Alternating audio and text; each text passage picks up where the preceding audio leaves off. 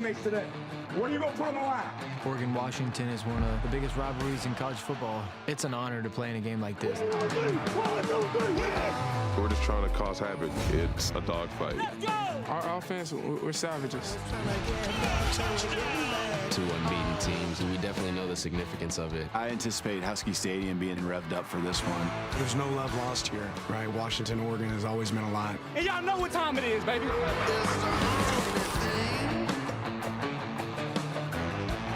In this spectacular Seattle setting, the banks of Union Bay, it's Husky Stadium.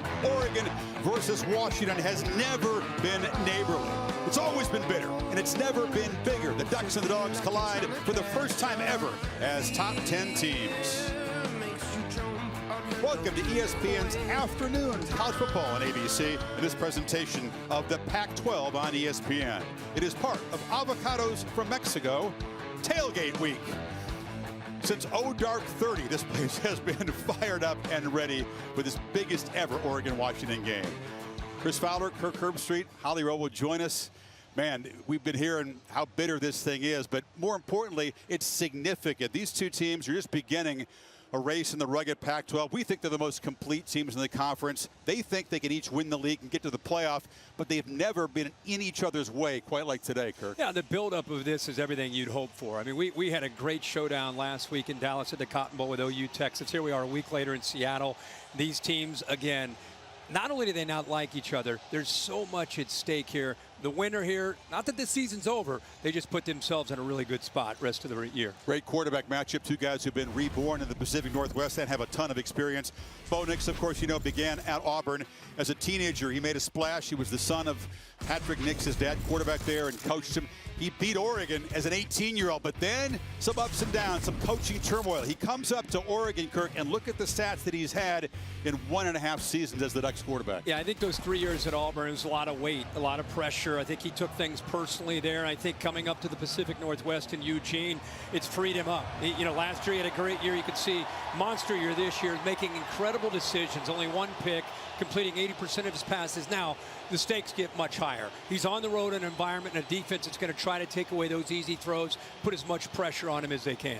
Another 23-year-old quarterback, Michael Penix, almost as experienced as Bo Nix. In Indiana, he showed flashes, but man, did he have some awful luck with injuries. 2 torn ACLs. He hurt both of his shoulders, including the left throwing shoulder in 21.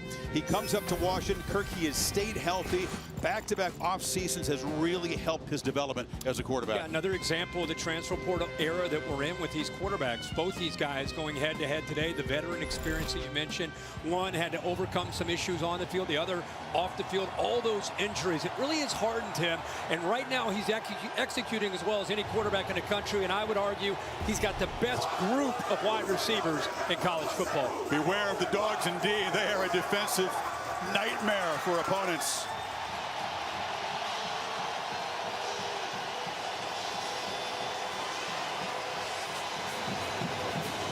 These Huskies went to Eugene and pulled off a dramatic comeback victory behind Michael Penix Jr.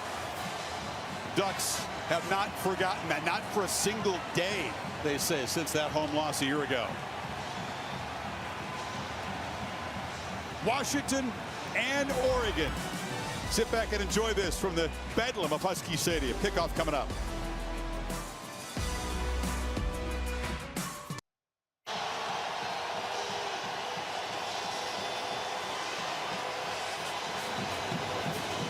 These Huskies went to Eugene and pulled off a dramatic comeback victory behind Michael Penix Jr.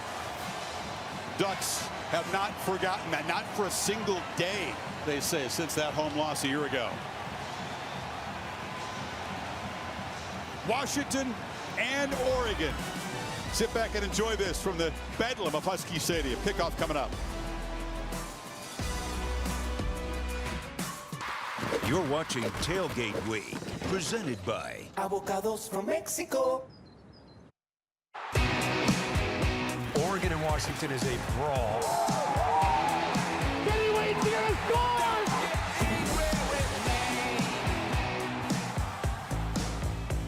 Two coaches, Dan Lanning and Kalen DeBoer, have done tremendous rebuilding jobs each in their second season. They first met in 1900. The Huskies dominated for some decades. Chip Kelly in Oregon flipped it around, won 12 in a row. They have split the last 6, but it's been tough for Washington to beat the Ducks here in Husky Stadium. And here is Holly with Kalen DeBoer. Well, Coach, it's been over a century that these two teams have played, but never been both top 10 ranked teams. What heightened sense do you have for this game and the hype behind it? Yeah, it's amazing. It's awesome. You know, this is why you do the work. It's for moments like this. And, you know, we just all year prepare for these moments. And I tell the guys they're built for this. And, you know, it's going to be a lot of ups and downs, but we're ready. Your quarterback, Michael Penix Jr., has a calm and composure about him, but how do you get him to play on the edge today while retaining that poise? Yeah, that's the beauty of him. He's a mature guy. He knows that edge that you need to be smart while you're on the football field, but just trust and believe that you put the ball in his hands and good things are going to happen. Thank you, Coach. Yeah, thank you. DeBoer and most of his staff came from Fresno State, so they played in this building as visitors, and he's hoping that that hostile environment will make it very tough on the experienced Bo Nix. Couldn't ask for better weather, Kirk. It's been nice for 3 days here. Perfect setting, perfect weather, and when this team is good, this is as good a home field advantage as you'll see. Dan Lanning, of course, coming from the SEC, knows how to get teams ready for very hostile environments. Oregon won the toss. Lanning electing to defer, so we'll see this high-powered Husky offense and Michael Penix Jr. and all those playmakers right away. Got the speckled egg uniforms. They call them the eggshell unis. They're Bo Nix's favorite unis, and the all-purple, the same uniforms Washington wore on the road for last year's victory in Eugene. Dan Lanning talking to his team this week about they've had both teams to bye week leading up to it, chance to get healthy, chance to get right. Big focus for him has been about trying to play loose, not getting caught up in the emotion and everything that's at stake and the rivalry aspect of it. Have fun and turn it loose. He said no bye week, call it a work week. His guys were padded up and hitting in their off week. Different approach taken by the Huskies. Cam Lewis, 5th-year starting kicker for the Ducks, to boot it away. And Jeremy Bernard, dangerous receiver, the man for the Huskies.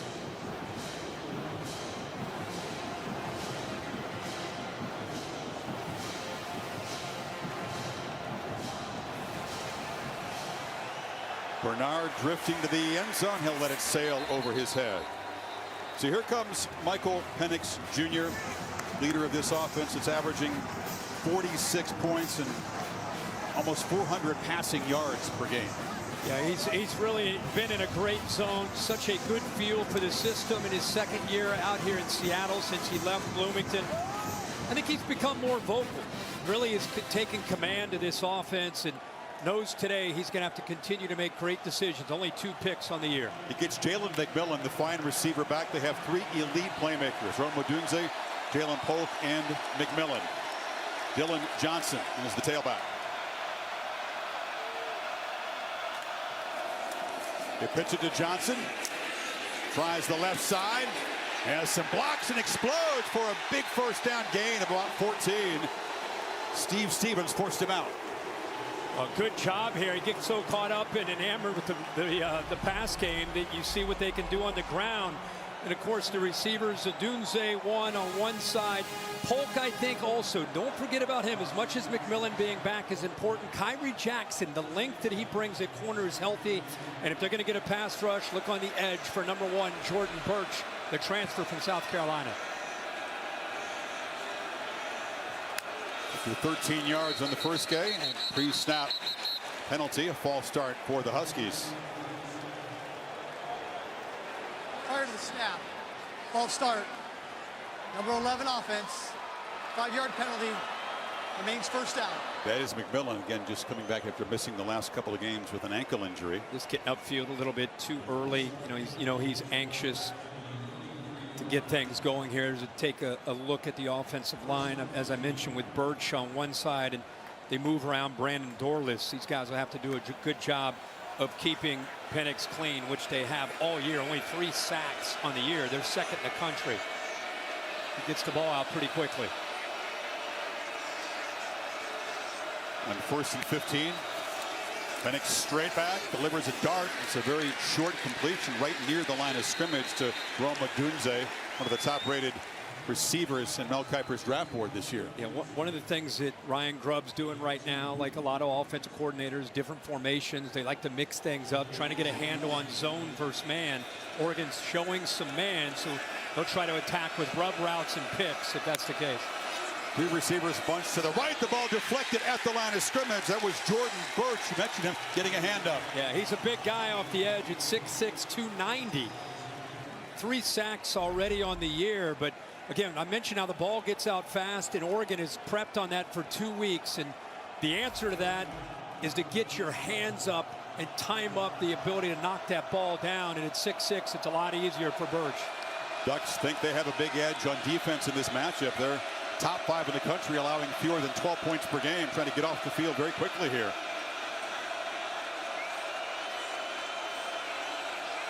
Penix shifting things around. Walking these backers up. 2 on the play clock. They bring pressure.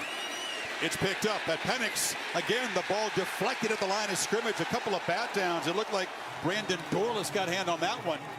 3 and out. Yeah, they walked up the backers, trying to affect the communication, and then they end up bringing one with a little twist, and then they drop in coverage, and that little move affected, I think, the progression that Penix was working. Jamal Hill, number 9, you see him right there. He sat right in that throwing lane and took that away.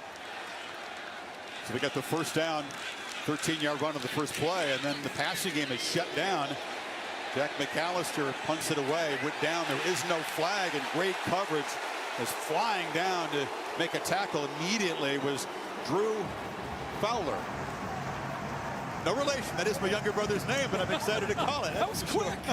We were talking about that all week. Yeah, he gets involved. Big Drew's on the tackle. I called some games when he played high school hockey, so he's got good memories. So here comes Bo Nix, start number 53. Old Bo at Auburn struggled, Kirk, in situations like this against good teams on the road. New Bo has been more effective. No doubt about it. Plays with a lot of confidence in this system. The defense for Oregon did their job on the road. They got off the field. Let's see what kind of start Nix and the offense has. They expect to run the ball well. Bucky Irving takes the handoff, tries to cut it back, and he's swarmed. Running is an important part of this offense. Villafocio makes the tackle. I've gone with Fubikulainen. Yeah. Well, Bucky Irving, you just got to look at him. Chris is right. It starts with the running game. We try to lull you to sleep, get the ball downfield to Troy Franklin. Dominic Hampton's outstanding on the back edge. And ZTF, of course, we got a chance to sit down with yesterday, is outstanding. Does a good job applying pressure on one side along with Trice on the other. No gain on the first play. Nix on the move. Looks to flip it back in the flat, and it's dropped. Huskies were reading that anyway, and Irving didn't come up with it. Dom Hampton was there, Tupatala as well. Yeah, they brought pressure, and I think it's a smart call by Will Stein. He's trying to take advantage of an overzealous defense with this crowd flying to the ball, try to get him out of position. But a good job of staying home on the backside by Washington's defense, even with that blitz. This crowd is roaring on 3rd and 10. And they're moving around, too.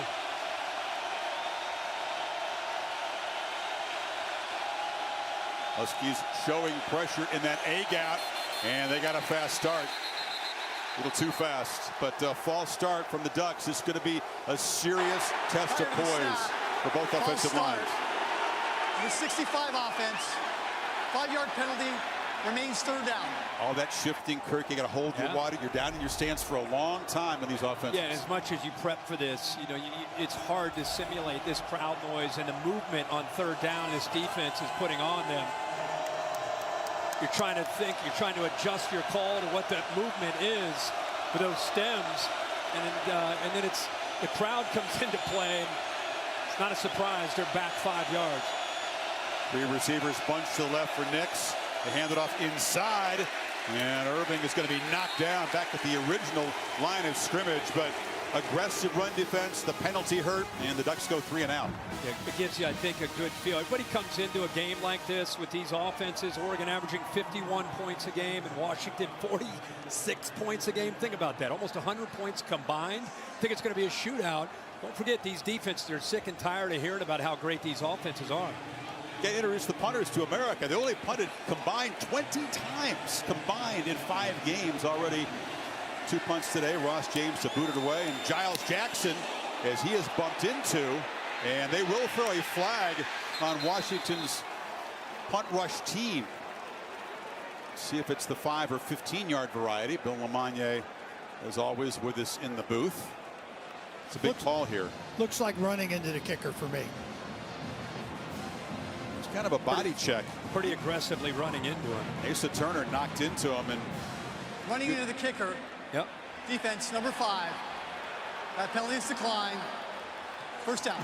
Ross James did a good job selling it at the end. He almost sold it too much. Definitely running into him. Like I said, Bill, it's, when you look for that, what are you looking for? What's the difference? Obviously, it's how solid the contact is. If he just plowed him over, I'd go roughing.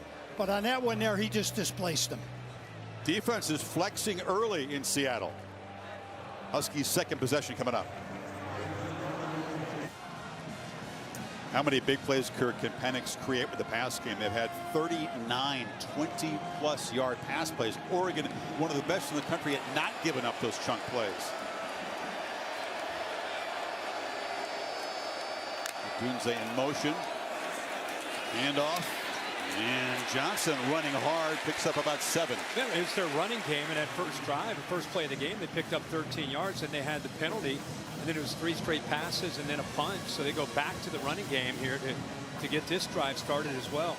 Johnson, 3 seasons at Mississippi State under Coach Mike Leach. Empty backfield. Looping pressure got in the face of Penix around the corner. Jamal Hill, the linebacker. Yeah, and again, you're putting these defensive backs on islands with the style of offense that you play, and then eventually see the pressure here come around. He gets 5 on 5, but the delay, I think, affected the communication with the offensive line, but they're spread all over the field in that last play. Now here's a free play for Penix, and he'll just launch downfield. 50-50 ball. Odunze's got it. Wrestled down to the 26, making the use of that free play. He beat Jaleel Florence.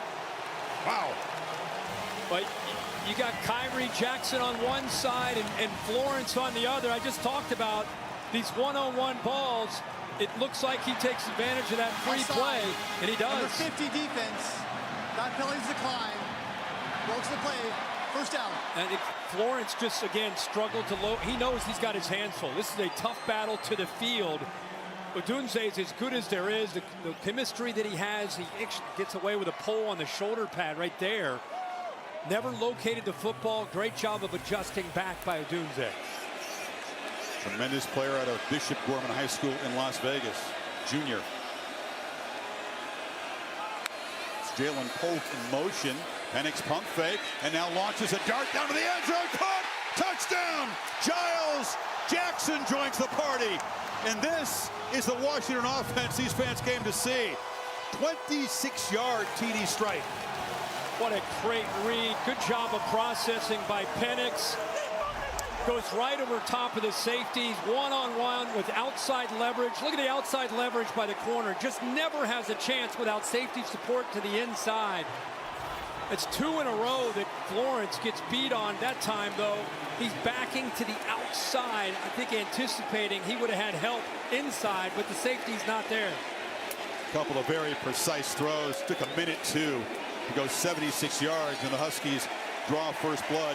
Jackson joining Odunze, Hull, McMillan, who left the game, and Jeremy Bernard. Just an embarrassment of playmaker riches for Penix Jr. to strike with. First catch of the season for Giles Jackson, a 26-yard touchdown strike. And the Huskies on top, 7-zip. Quickly down the field in their second possession. Here's the AT&T 5G clicker. Yeah, West over here, the tight end, works to the middle. He affects the safety, right? And then I want you to watch how the safety gets taken out right there. And look at the outside leverage over here by the corner. Watch him work outside, and that just opens it up the inside without safety help. And as accurate as Michael Penix is, that's stealing for the quarterback to get his first touchdown of the game. They're not used to giving up big pass plays. That 43-yard strike to Odunze to set up the touchdown was the longest play they've allowed this season. So now Bo Nix and this high-powered Ducks offense will have to work from behind on the road. Gary Bryant Jr., the former USC Trojan, back to receive the kickoff, and he'll bring it out from the goal line.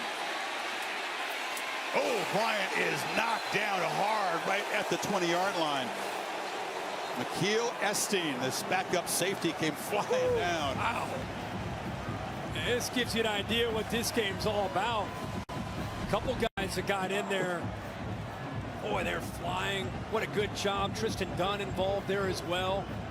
Coverage team takes so much pride in covering kicks every game, but especially in a rivalry game like that. Knicks 0 for 1 in the first series as they went 3 and out. And if it was loud before, it's going to be louder now.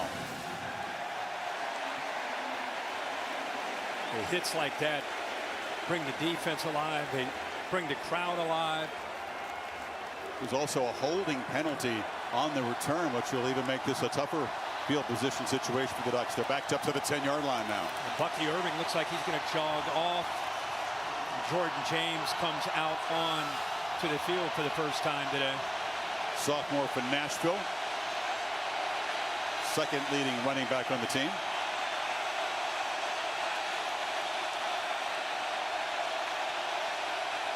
He goes in motion. Nix took a look and now fires to him, but he's leveled immediately. Powell knocked him down at the 5, and Powell is slow to get up. Hard hitting first quarter here. What a great job of seeing the motion and then getting around the potential block before Holden had any chance at all to keep him out of that backfield. He read that perfectly from the back, coming out of the backfield. You know, as a quarterback, you just think, okay, those blocks are going to be secured, but how quickly Powell reacted, there was no chance that Holden had a chance to pick up that block. Just come into the game and you get rocked like that from the very first touch.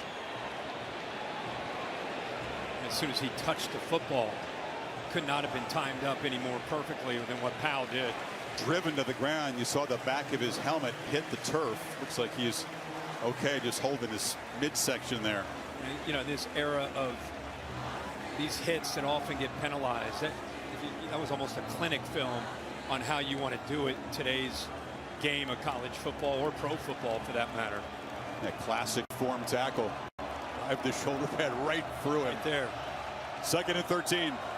Well, these guys, this is an offense that has to stay on schedule, especially in this environment. They cannot get anything going here these first couple series. Not to mention they're deep in their own territory.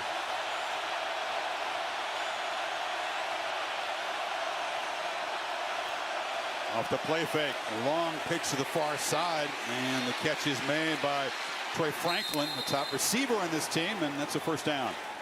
Yeah, they go with a 3 tight end look. Now that look typically means, okay, they're going to run the ball down inside their own 10-yard line. Instead, they show you the trust they have in Bo Nix. And of course, their top receiver, Troy Franklin. He gets one-on-one with a soft corner. You got to throw that out there. Good decision by 10. Tall receiver from Palo Alto, who's been a touchdown machine for the Ducks so far this year. It's a first down run. Irving is tough to tackle. It's a real test for this defense, but Tupatala would not let go of the ankle. Really good job. Again, they go with that 13 look. Again, 13, 1 back, 3 tight ends. Watch the left side of this offensive line. There's a double team. Opens up that huge hole. He's able to run through the potential block or a tackle there by the linebacker. Now they're on schedule here, picking up 5 on first down. Much better.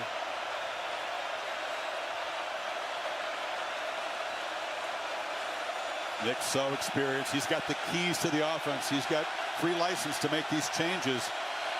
Play clock at 4. He checks to that run, something he does a lot.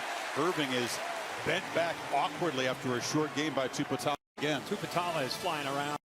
They call him the green dot. Of course, that's a reference to NFL. The linebacker is always making sure that gets a call from the sideline. College football, you don't have that.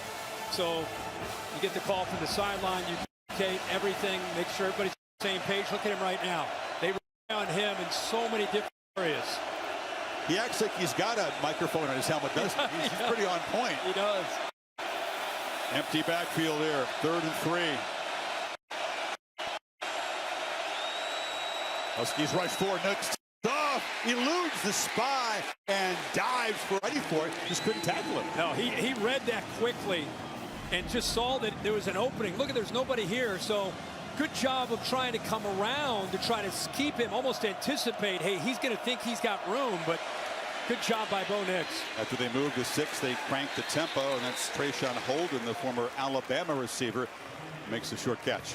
He's an offense. Oregon, they want to run the football, and it's the quick pass game. They want to force those defensive backs from Washington to have to come up. And then eventually they're going to do a stutter and go.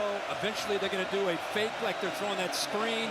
And the guy that's out with that block, that he's going to show block and then get down the sideline. So they're trying to lull you to sleep with run game and quick pass game on the perimeter. Lots of shift in motion. We'll talk about that's become the new tempo, a weapon for both of these offenses that's kept defenses off balance so far this season. On 2nd and 7, Irving tries to weave his way through tackles and does. First down out near midfield. This is what, again, this is the whole matchup, I think, of this game was Washington defensively. Could they match up to the physicality of the running style of Oregon? It's going to be a storyline all game. First down throw now, low throw. No chance to make a play there. Holden was covered by Jabbar Muhammad. He's really been a lockdown corner so far this season for the Huskies. Very tough to beat. Yeah, came over from Oklahoma State. Good speed and instincts. Remember, the Ducks last year ran for over 300 yards against this Washington defense.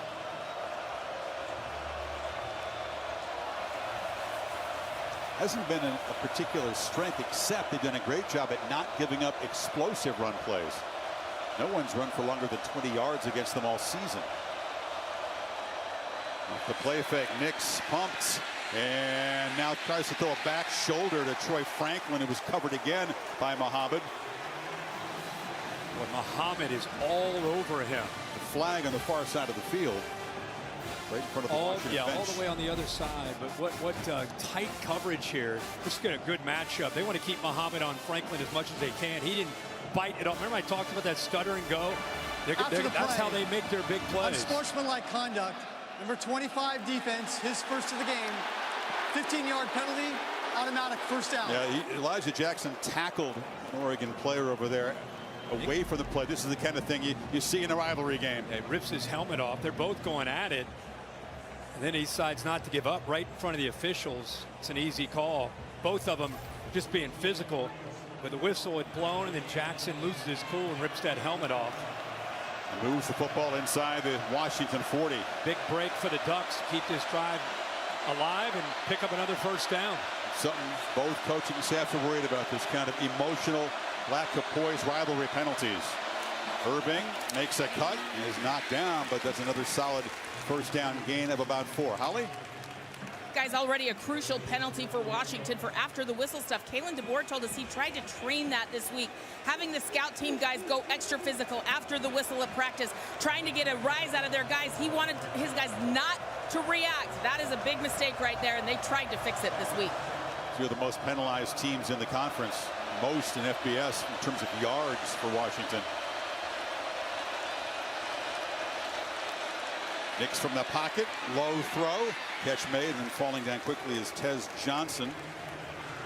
Quick receiver transferred in from Troy, and now it's going to be third down and about 3. Yeah, we talked about Bo Nix in the open. It's remarkable how different he has played since he's gotten to Eugene.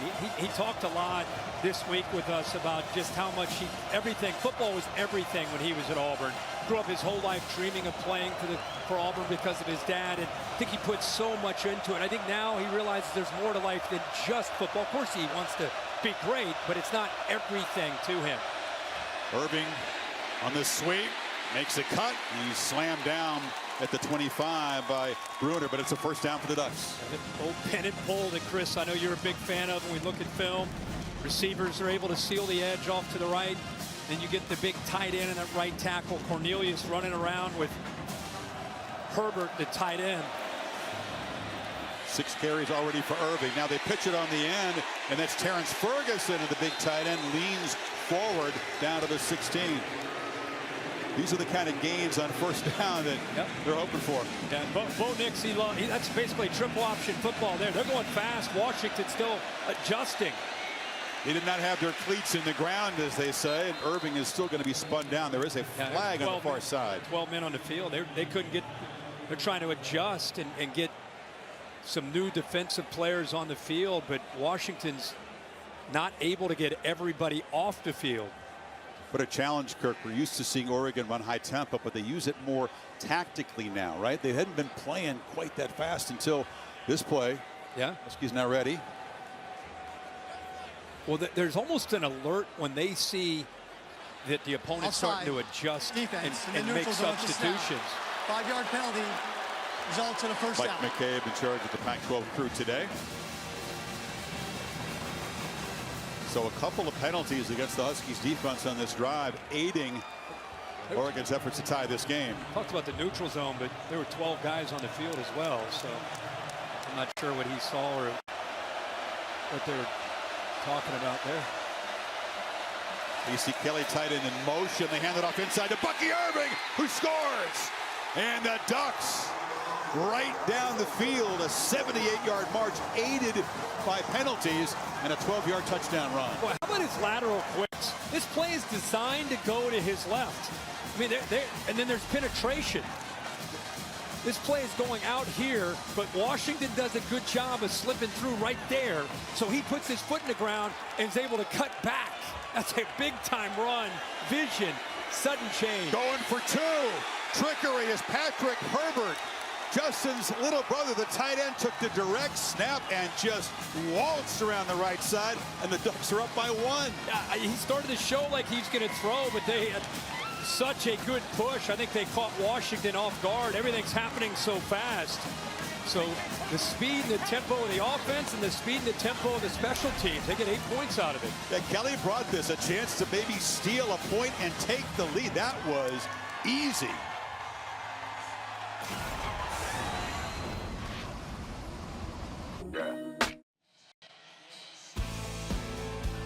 Hard to be more impressive than Oregon was in that drive. The big hit, tackle for loss. After that, they went 93 yards, Kirk. Nix, 6 completions, 6 different receivers, a couple of penalties on Washington helped. That is a serious response on the road. Yeah, that's Oregon's offense, and the fact they're pinned back deep in their own territory, it's what an answer, too, to kind of settle this crowd down and then give them the lead. Good one in primetime on ABC. ACC collision between Drake May, the undefeated North Carolina Tar Heels. Miami trying to bounce back from an inexplicable loss to Georgia Tech that Oregon fans would have noticed. 7:30 Eastern on ABC and the ESPN app. This is a game that North Carolina in the past would struggle with. You know, they've had some games over the last 2 or 3 years where they've been favored over a team limping in and then they would lose. I don't think that's going to be the case today. I think North Carolina's more mature. We'll see. So the Huskies down a point after the 2-point try. Dylan Johnson tries the middle. Jalen McMillan not on the field. Holly, what have you learned about the condition of the receiver who just returned for this game? Well, guys, after the second series, he came over to the sideline, went into the injury tent for quite a while. When he came out, he was walking gingerly. He has his helmet, but he isn't putting it on. Some of the guys were putting their arm around his neck. I can't tell if he's going to return, but I know this. They had a ton in the game plan for him today after we watched practice yesterday. So if he is not able to return, it's a big deal. Giles Jackson stepping up. He caught the touchdown. Huskies last possession. 2nd and 9.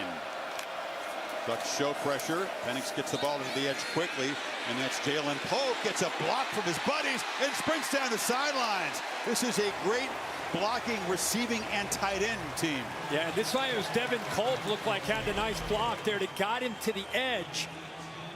Get the ball out quickly. It's got numbers. There's the block right there. What a good job of being able to kind of push Jackson, Kyrie Jackson, back to the inside. Culp, of course, 6'4", about 240 as a tight end, able to use his size to his advantage against the corner. Polk, the glue of this receiving room.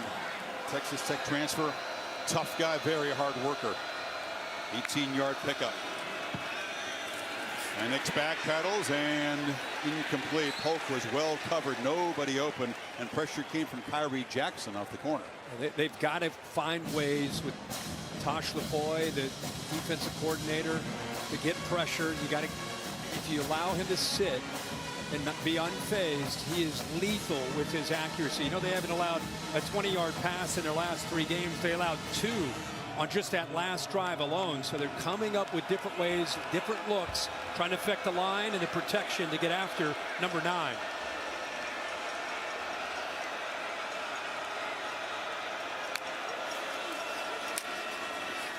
Johnson makes a cut, lowers the head, barrels for a first down inside the Ducks 40. Steve Stevens kind of got run over. They pulled both their right guard and a right tackle. Good job, the timing here. Oregon loses the edge to their defense, and Dylan Johnson doesn't get talked about at all in this offense. It's all about Penix and the receivers, but you can see today he's averaging almost 10 yards a carry, how important he is to their attack and what they're trying to do. Great one pass mix so far for the Huskies.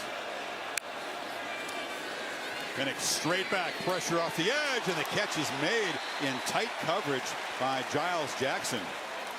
They are getting after Penix in a way most opponents don't even come close to. Yeah, and again, like I said, they're changing up their looks. That time they just rushed 4, and they're able to affect him and make him get rid of that ball. Great job of executing there just to get some positive yards on that first down play. Burks is the sack leader in this defense, got 3 this season. Dylan Johnson to the far right of the formation. And Chris, when you go empty, I mean, that puts everything on that offensive line. Instead of a tight end or a back that can help out, now they move Dylan Johnson back.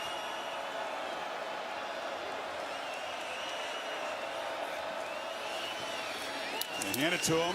Quick penetration. He did well to avoid a tackle for loss. Picks up about 1.5 yards. It'll be 3rd down. It's slanting, attacking with the backers. Jamal Hill was able to take on that potential block by Jack Westover, slanting off the edge, getting around blocks. But give credit again to Dylan Johnson for fighting through that initial surge by Oregon.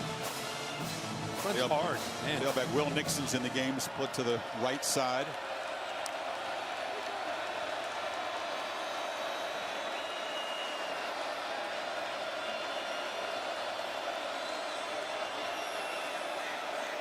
Check with the sidelines.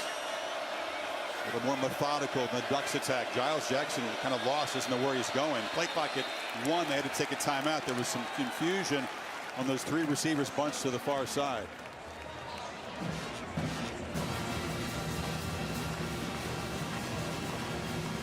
Penix so calm. He's seen plenty of pressure before, but no one's gotten his face this season like the Ducks have so far.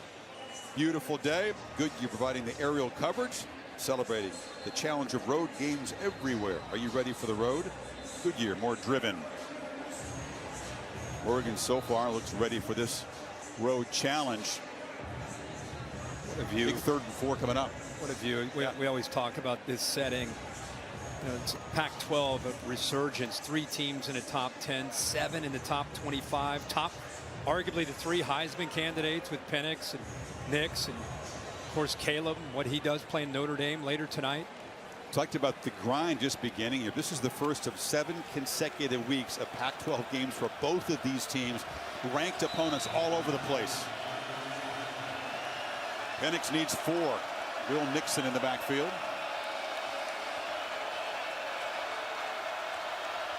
Ducks creeping up. Don't show pressure. Penix delivers a throw, and Jackson makes the catch and works his way for a first down, now near the 26. They ended up bringing a delayed blitz from the boundary from the corner, Kyrie Jackson right here, but he's able to get the ball out, not to mention it's picked up, and this is it. When you defend these kind of offenses, you've got to make plays in space. That time Washington, yards after the catch, gets him the first down. Tuioti, a linebacker. That's a tough assignment, getting Jackson to the ground. Zipped right around him. Final minute of this first quarter. Pressure picked up again, launching for the end zone. Caught, touchdown, Jalen Polk.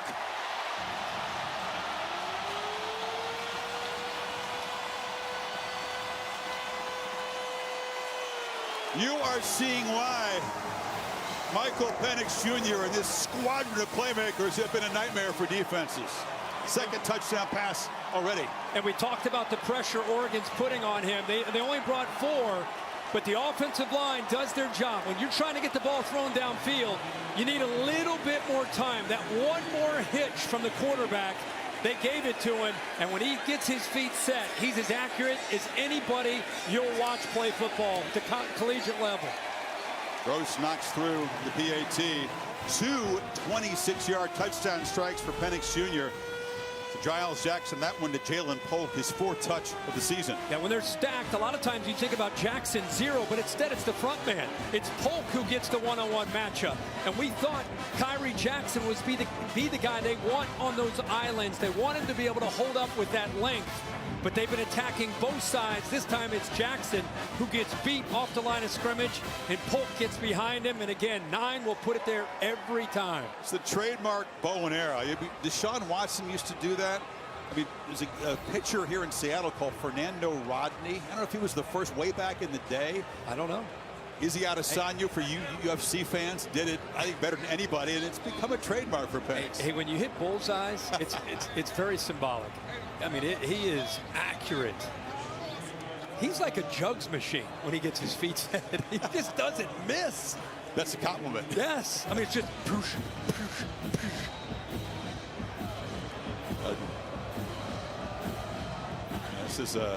This is fun, folks. This is why we were so excited to bring this one to you, showcasing these 2 tremendous offenses and quarterbacks with each a whole bunch of playmakers. On the pre-kickoff here, Oregon has spent a timeout. Not sure why. Dan Lanning saw something he didn't like there. So another opportunity for Bo Nix to try to answer. We're going to say that a lot this afternoon. I think it's going to be similar to what we saw last week. You talked about the fun Red River rivalry game. You had Ewers and Gabriel going back and forth. Gabriel had the ball last. Might be the same kind of thing today. Well, one of the guys who's a leader of this Washington team is the linebacker. And this is Jeffrey Bassa on the Oregon defense. What are we doing? Is it Odunze or... Okay, let's both guys are wired and hyped. And after the kick, we'll hear Rome Odunze.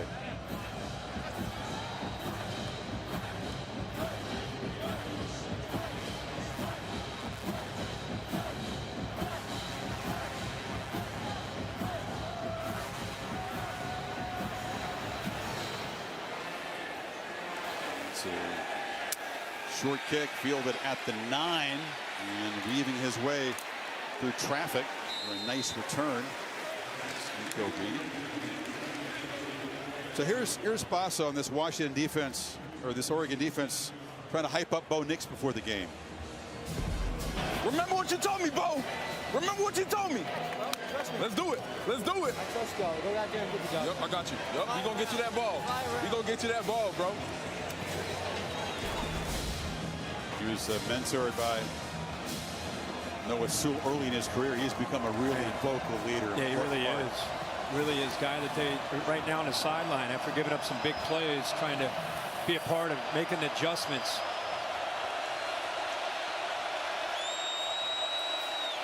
Irving barrels forward for a nice first down gain. Ducks are doing a good job of getting ahead of schedule. Yeah, they are right now. They are having their way between the tackles at the line of scrimmage. Different plays, the zone play, the counter play, but getting a push.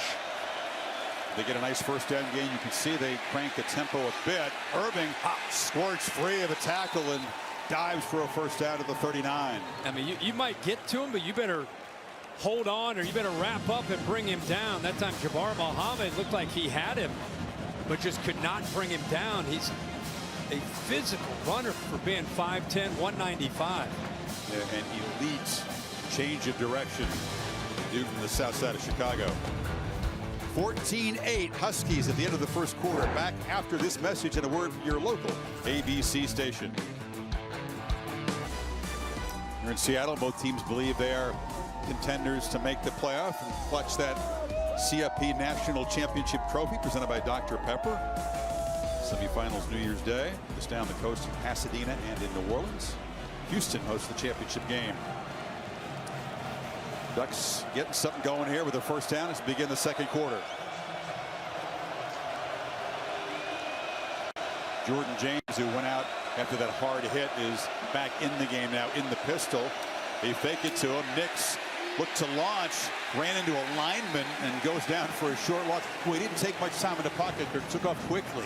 He does, and a lot of times if he senses pressure or sees a flash of another color, that's an area he's really worked on over last 4 or 5 years in his career. Here, good pressure. You can see they're coming after him. Can we give Connerly credit for the tackle, the left tackle? Right. I think you're right. They're behind the sticks this time for 2nd and 12. Huskies rush 4. Bo Nix gets the ball out quickly, but dragged for a loss as Jordan James, Raylan Goforth, the middle linebacker, the ex-Trojan, made the play. It's 3rd and long now. And sometimes we get caught up in stats and sacks. This is one that, Chris, you'll like. Braylon Trice, who only got his first sack last week, that's as good as a sack to me. That's affecting the quarterback right into his face, making him get rid of the football. So, yeah, 1 sack so far. Had 9 last year, but a heck of a push there through that left tackle. Yeah, quarterback pressures and hurries totally appreciated by defensive coaches and also scouts for that matter. Serious challenge on 3rd and 13. Here comes the pressure. Nick spins free. He's got space to run, and he's going to take off and dives for the marker out near the 50. They spot him just short. They say he stepped on the paint at the 48.5, so it's 4th down, half a yard. That's what I love about Bo Nix. It's that backyard football, Brett Favre almost mentality of he knows exactly where he needs to go to try to give the effort to get the first down. The right hand trying to reach around to get it, but it looks like he did step out, at least for now. It looks like he stepped out about a yard short. Jim Northcutt is the replay official on this crew. Lanning would like them to take a look at that. If he is short, a real decision need about the length of a football. And I think what Dan Lanning's saying is the reach. He intentionally reaches the ball out before he's out of bounds is what Oregon feels. Certainly before his knee landed.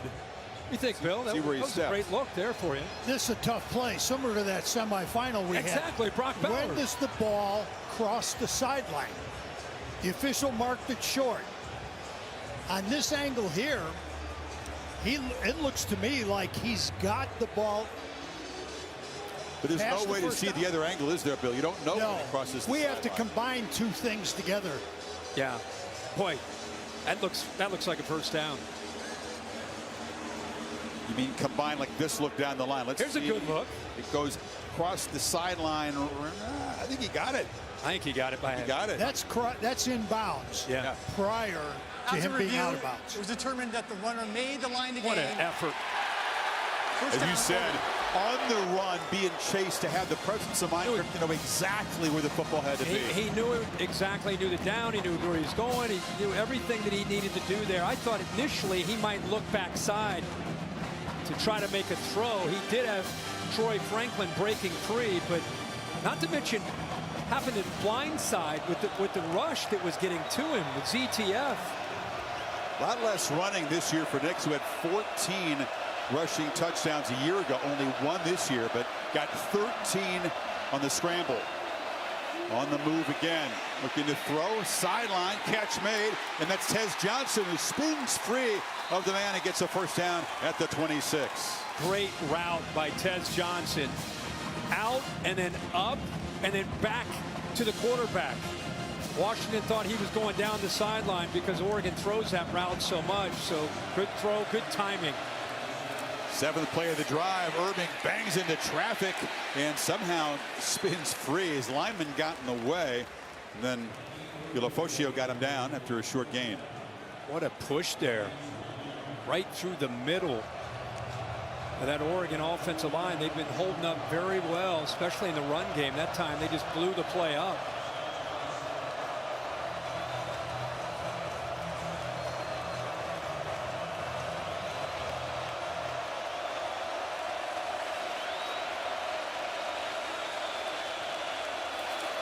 Second and 9. Irving through a hole. Makes a cut. Kind of stumbled as he was getting to the open field, but dragged down for a first down at the 11. Jackson Powers, Johnson, Marcus Harper, the center, 58. Good job. Look at that left guard able to help with that double team and then get up to the backer. Boy, they're running well in between the tackles. Nix from the pocket. On the move, scanning, throws back end zone, caught, touchdown, Patrick Herbert. So he's run for a two-point try, now caught a touchdown, his first this season. What an effort again by Bo Nix to keep the play alive. Here's your receiver, the tight end, Herbert. Watch Herbert end his route. This is great recognition. You see it from Kelsey all the time. He looks around, realizes, okay, I'm going to work back, find that soft spot, and what a catch. All hands by the 6'5" junior to go up and make that play. Big, tough guy, great blocking tight end, but they also believe that he's got NFL future, just like his older brother. Lewis knocks it through. A second long touchdown march for the Ducks. 75 yards, 9 plays. Reclaim the lead, 15-14.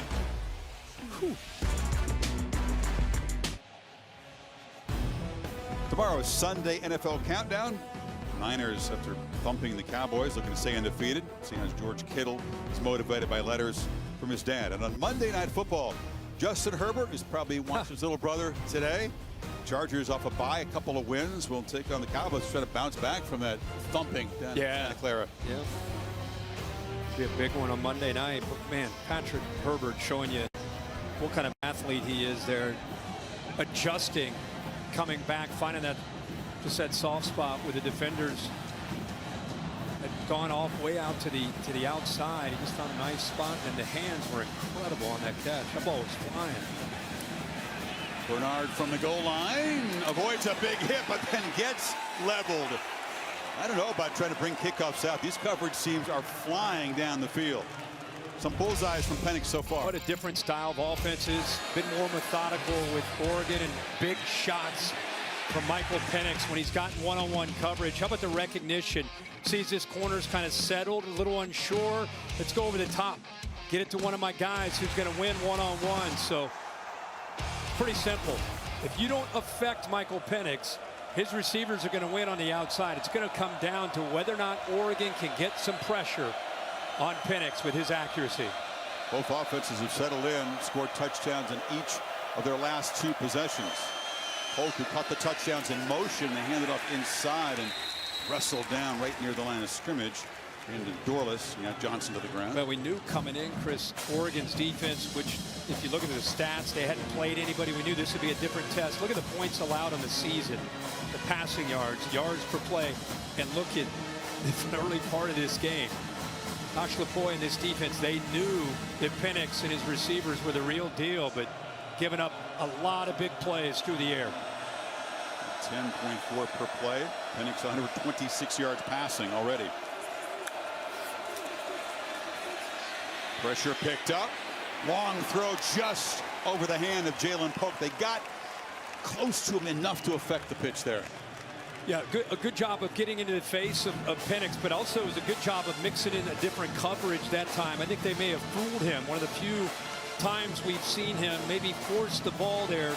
Nico Reed, transfer from Colorado, was up tight, then he sank back in coverage, made that throw. He still could have squeezed it in there, but it would have been awfully tough. Sets up a 3rd and 8. They get the line quickly. Check the Ducks look. Typically they'll shift around. They motion almost every play. Don't do it this time.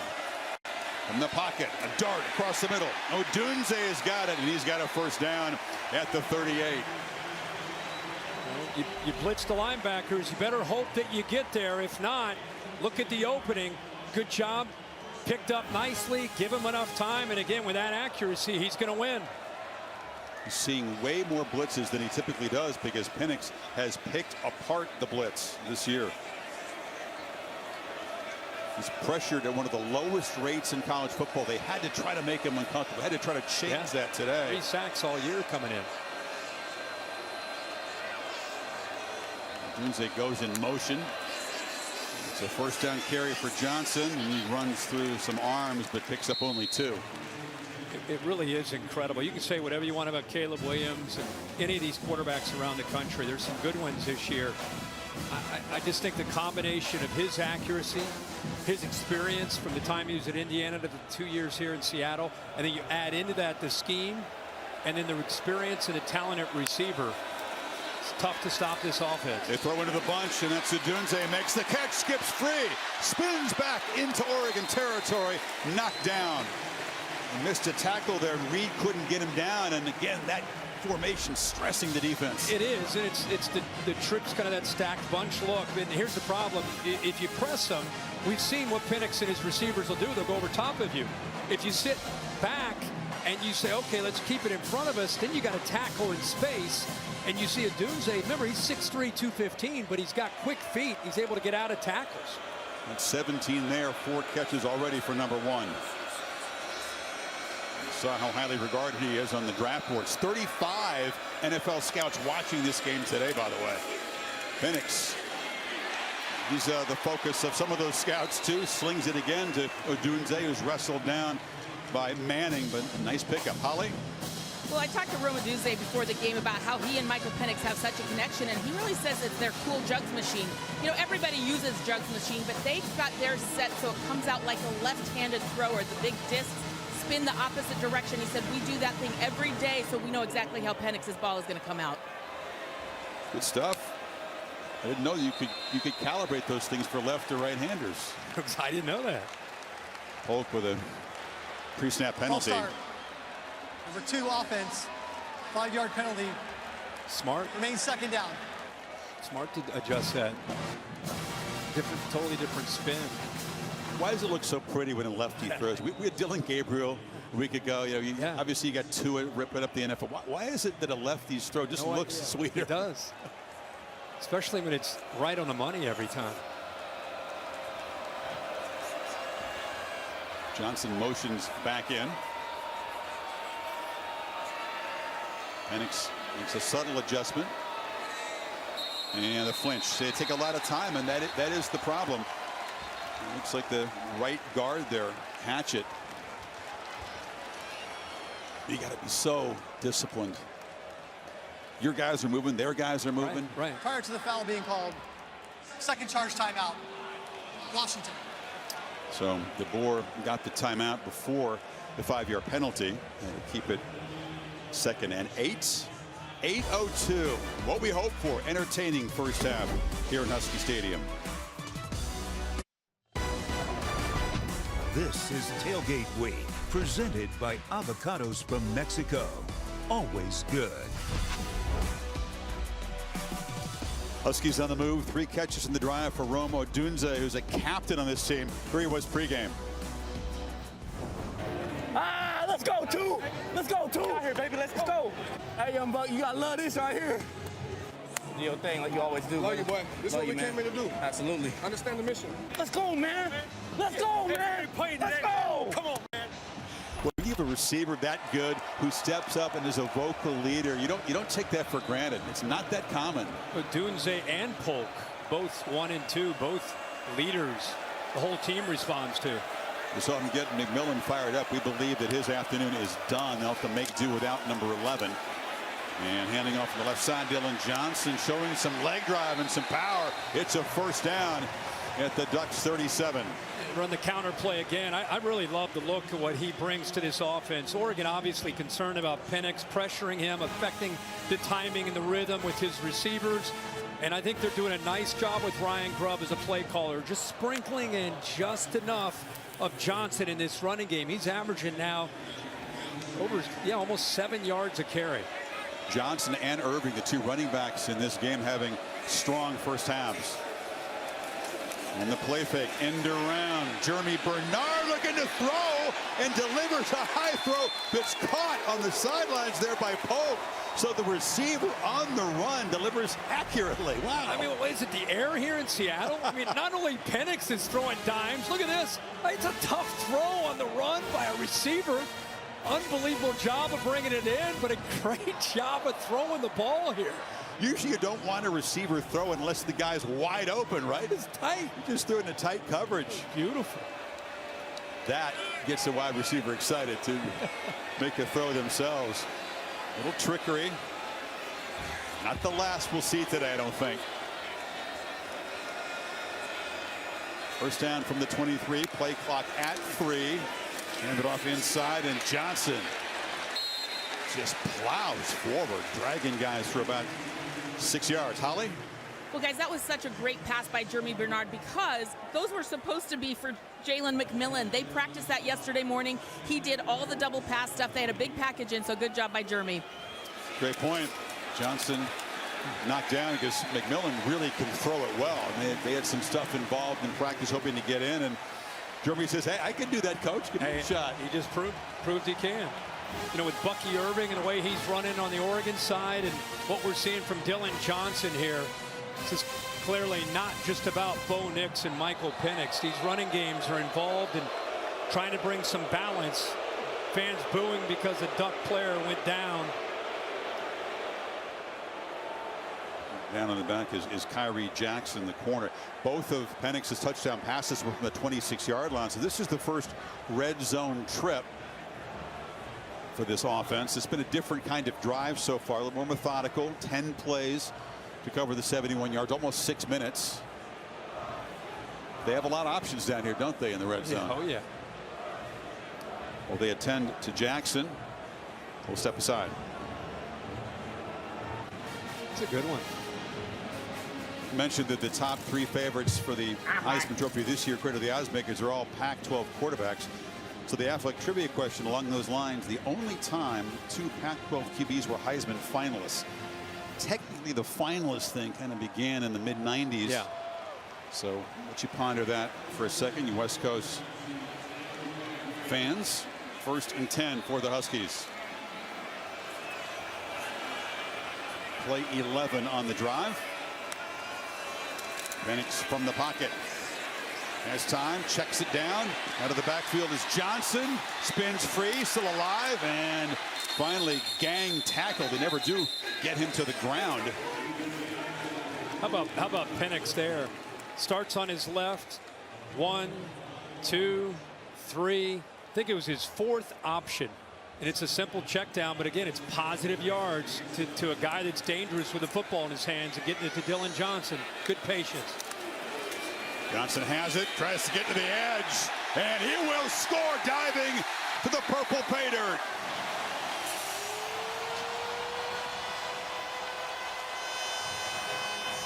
Tell you, this kid's becoming a story today, along with the receivers and Penix. I think Oregon spent so much time concerned about the perimeter and how to slow down the passing game.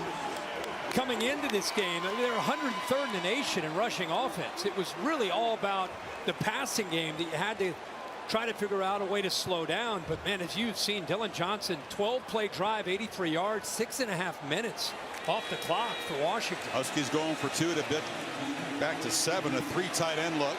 And they'll shift around. Here comes a little trickery. Here we go. Look at the gesticulating by the Ducks defense here. Dunze in motion. They pitch it into Jack Westover, and they bulldoze in. Each tight end has scored on a 2-point conversion. This is fun, and the lead is 7. They were practicing this yesterday, right, Kirk? We were out here. Executed it just like this. Yeah, Brandon Dorless looked like he may have had a chance there. Just too much speed there by Dylan Johnson. Good job of finishing off the drive. And Dorless is here again, puts his left hand up, number 3, misses it, took that chance. And Washington gets a touchdown, the 2-pointer. The Dogs are looking good, up 22-15. Back-to-back-to-back long scoring drives from this UW offense. The 2-point conversion makes it a 7-point game, and now Bo Nix is going to have to try to answer here. 5:12 before halftime. Well, we got the athletic trivia question answer. Barry Sanders ran away, literally, with the '88 Heisman Trophy, and then you had 2 Pac-12 quarterbacks as Heisman finalists. Rodney Peete and Troy Aikman ran 2-3. Again, I don't know if they called them finalists back then because it was a different format, but that was a good year for the West Coast quarterbacks. Not quite as good as this year, though. I don't think this league's ever seen a year like this with the depth of quarterback play. Yeah, how about those unis right there? Those guys going head to head. Tremendous quarterback play out here, but that was Barry Sanders was the best player I ever saw in person. Yeah, but you're right though with the depth. I mean, Caleb Williams gets a lot of attention. Bo Nix, Penix, Shedeur Sanders, some good quarterback play. It's Jordan James. I mean, he got smacked hard, left the game. He's back in there running hard, picks up 9. Yeah, he is. I saw him play in high school. I've watched his career. You know, Bucky Irving is a guy that, of course, is a game changer, but they don't lose a lot when James comes in there. He's got it again. Big crease. Good job by that offensive line there. They're doing a great job against those big Husky interior defensive linemen. It's hard to show replays, but I love watching the trenches. And right now they're doing a really, really good job of getting to the double teams and climbing to those backers. There's Nix with a long throw, low, scooped up on the edge, and Trayshawn Holden here in rhythm now. It's another first down in Washington territory. And like any offense, you run the ball with 7, 6, 8 yards a clip. Start to get those linebackers worried about that run game. Opens up one-on-one opportunities outside. Tempo is cranked. And Nix lofting downfield. Franklin comes back. And a flag comes in. Defended by Jabbar Muhammad. That's a good battle on the edge. And it's going to be a DPI. Yeah, good call. He was beaten. Muhammad just trying to recover. Just starts flaying his arms, just trying to knock the ball away potentially once it gets there. He never locates the football. Number 1. You know, the ultimate no-no for a corner. Then he just starts moving those arms like crazy. Ball being underthrown. We see it all the time in college football. The corners on islands lose the football. Ball's underthrown. Receiver comes back. You okay with that call, Bill LeMonnier? Yes, sir. Not playing the ball, and he's right in him with contact. Moves the ball to the 31. 5th penalty on the Huskies. Irving, he's fresh. He's back in the game. They fake it to him. He picks up the blitz for a time, but then Ulofoshio got him. Eddie Ulofoshio from the linebacker position. And finally, we got a sack today. Ulofoshio is right here. You talked about it, Chris. The pressure that they're trying to bring. Bo Nix has been running the football quite a bit. Not a great effort from Bucky Irving, who's overmatched there. Ulofoshio, keep in mind, this guy is 6'1", 236. Former walk-on, injured a lot in 21 and 22. Putting it all together this year with the leader of this defense. He gets sacks with his eyes and his head, right? He's the guy that's in at 5 a.m. They say the most prepared guy on the Husky football team. Irving just ran through a tackle. Guy tried to grab him by the jersey. He shows the power. He did. He said, okay, I got to get better in pass pro, but put that ball in my hands. I got a feel for this. I know what to do here. Big ZTF could not grab a hold of him, and now sets up a 3rd and 9 for Nix. They're in fringe field goal range. And it feels like they're in that 4-down territory, the way this game's going back and forth. It was a 2-back look. Now they motion empty. It's always dangerous with the quarterback draw here, too. And good call, Coach. They were ready for it. Ducked under, had a long way to go. Couldn't get the 9. Waylon Goforth got him to the ground, and looks like we'll have a field goal attempt. QB counter. I think if they're just trying to get 6 or 7 yards, give them at least an option there. Maybe 4th and 2, 4th and 3, then maybe you think about it, but give Washington credit. Able to sniff that out. I don't think they were expecting what we were expecting. Cam Lewis, very solid. As we said, super experienced kicker. 75% for his career. This from 46 yards.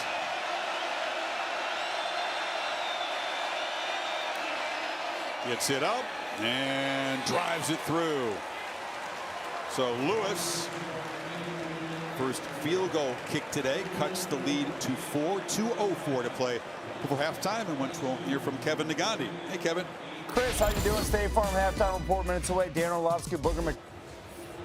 Kevin, thank you. Good stuff, guys. Yeah, it's I don't want to say it's easy from afar, sitting at a desk, to say what the defense should do. Man, is it challenging out here. It is. Chris, I want to show you this. Bo Nix was complaining about this to the officials. He gets hit late by Muhammad, and right away look to the official. Not only a late hit, you can see Muhammad said, or rather it's Hammond, Dom Hammond said, no, Hampton, I didn't do that. I didn't do that.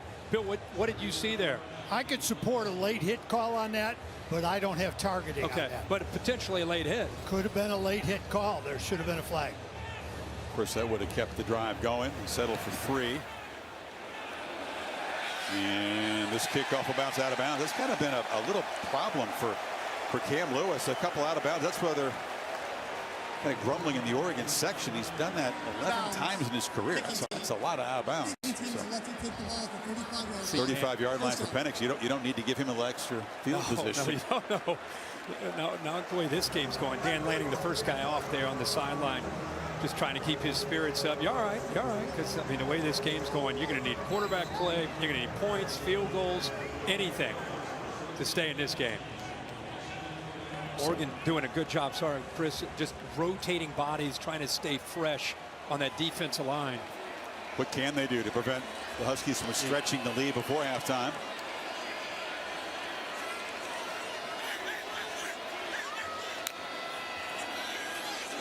Penix batted down again. They've gotten hands on the football 3 times when he's been in the pocket today. Yeah, and he's a big guy. You know, he's 6'3", but he's holding the ball a little bit long. I mean, he's got huge hands, by the way. We were kind of kidding with him when he left our meeting about how massive his hands are. He's one of these quarterbacks makes the football look like it's a pee-wee ball, but held it a little long there. Really good coverage downfield. Allowed the pressure to get in. Uyangalele got his hand on that one. Penix from the pocket slings it in the slot. It's Giles Jackson, who hadn't played a snap this year. He's a veteran guy, but pressing the duty here with Jalen McMillan out. He's already caught a touchdown. Kalen DeBoer yesterday in our meeting, eyes kind of lit up. He was excited to get him back. So many receivers already, but with McMillan not playing, it's great to see him playing. Penix on the move, just flips it to the bench. A little confusion at the start of that play. I don't know if you know, a lot of times you see a snap like that, the center feels like he's been able to trawl him off. Good thing Penix was ready for this. Nobody else is. I mean, very, very fortunate. Center snaps that ball. It's a live ball. Now it's 4th down in their own territory. 4th and 1. Thought he could get a free first down. It hit him in the breadbasket. You're right. That's very lucky not to be a turnover. And from their 44, DeBoer keeps the offense on the field. And remember, they deferred, so they do get the ball to start the second half. Gutsy call here.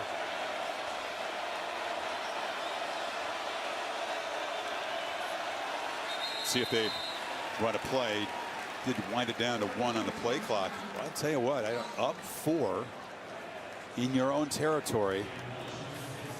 They've had success with the running game. This is a very interesting decision if, in fact, DeBoer is going to call a play here. Yeah, I mean, you almost wondered sometimes late in a half, just trying to do a hard count to try to potentially pull the defense off.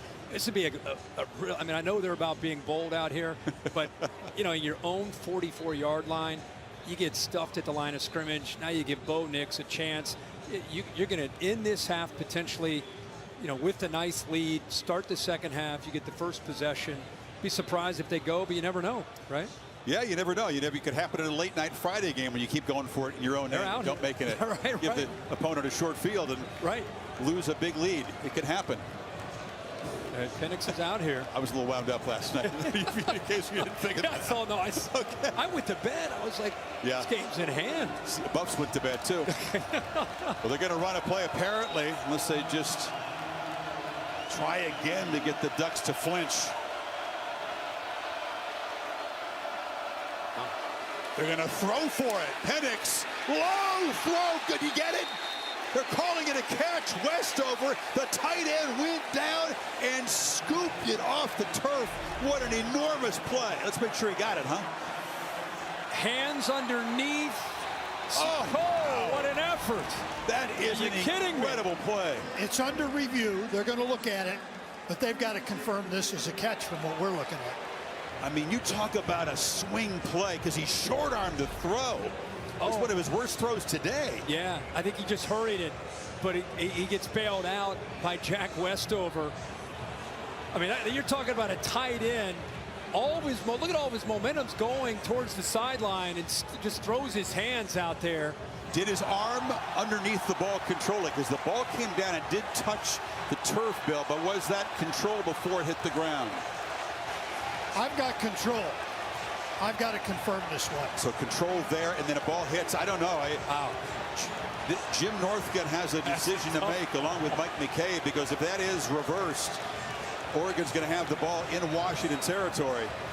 And instead of Penix trying to march to extend the lead, Oregon could take the lead before halftime.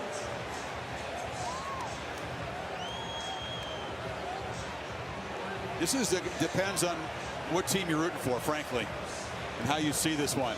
Chris, I don't root for anybody. You know that. No, not you. I'm saying anybody watching. If you're an Oregon fan, that clearly hit the turf. Washington fans thinking he had control. I have control of the ball, firm control of the ball, and I've got to catch. Westover, he's involved in that 2-point play. They threw it to him kind of on the little slant out of the wacky formation, so he's played a big role. I want to correct something we said earlier. We said Washington gets the ball started. Actually, Oregon deferred. They get the ball to start the second half, so it makes this that much bigger.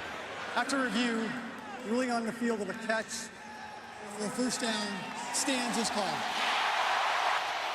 You almost feel good. We don't care who wins, but Westover's effort there is rewarded. That is a special catch for anybody, much less a tight end. Yeah, we're seeing some great individual efforts, and it's a rivalry game, so much at stake. And this rivalry never had both teams ranked in the top 10. I mean, it means everything to these guys every year, let alone this year. So, heck of a job. Westover makes a big play in this game. Gutsy call by Kalen DeBoer to go for that in his own territory. It was. Penix steps up, and as he escapes, he's going to throw the ball. Was he down before he let it go? Brandon Dorlus brought the heavy pressure. Being ruled incomplete, but they're checking to see if he was down. It looks like his knee might be down. Dorlus, yeah, he's down. Dorlus, and they're out of timeouts, by the way. Dorlus is a guy that's been around for a long time, but he gets help from the coverage downfield. Going to get him for intentional grounding. Late call, the flag just came down. I think his knee was down. It would be a sack, not intentional grounding based on that. Right. Second down. Bill, would they review that to see if a sack, because it makes a difference in the yardage? If he gets a sack, then it's going to be right at that spot. Yeah. If it's intentional grounding, it's a spot foul. So the location's going to be the same. The difference is going to be if you go with the grounding, you've also got, because we're under a minute, 10-second runoff. 10-second runoff potentials. We haven't got the explanation from Mike McCabe yet. But placed the ball back down at the 39. They haven't run 10 seconds off. We saw his knee down. I mean, it's 1 yard line. Yeah. Second down. Yeah, they're going to give Dorlus a sack. That's one of those speedy reviews that they do without it coming. Yeah. So now we're going to go back to a clock. Looked like the proper call. Good point, though, Kirk. The Huskies don't have a timeout here, which would be useful in this kind of situation, even as fast as Penix to move the ball downfield. Great coverage these last couple plays from the Ducks' second and third levels. Just no one open. Ryan Grubb, he's the play caller for the Huskies. Let's see, but he's got dialed up here. Ducks rush 4. Penix sideline route, intercepted. Odunze cut in, and he threw it right to Jaleel Florence. So a turnover sets up Oregon with 55 seconds to play. That's exactly right. They motioned him out, and he actually loses his balance at the top of the route, falls down. See how he falls down, but I think he was working inside anyway. So the first time we've seen a miscommunication here, Odunze loses his balance, ball is thrown to the outside. Heck of a job of recognizing ball in the air, looking back at the quarterback by Jaleel Florence, comes up with a critical turnover here at the end of the first half. Just the third pick thrown this season by Penix, and now Nix from the 49. Ducks do have 2 timeouts to work with.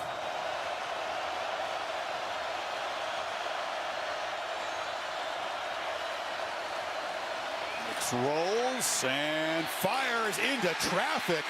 Tried to squeeze it in there to Franklin and Muhammad. It's been a good battle today. Broke it up. Risky. Very risky. Bo Nix taking advantage of this trying to take advantage of this opportunity, trying to get some points here and then start that second half with that possession.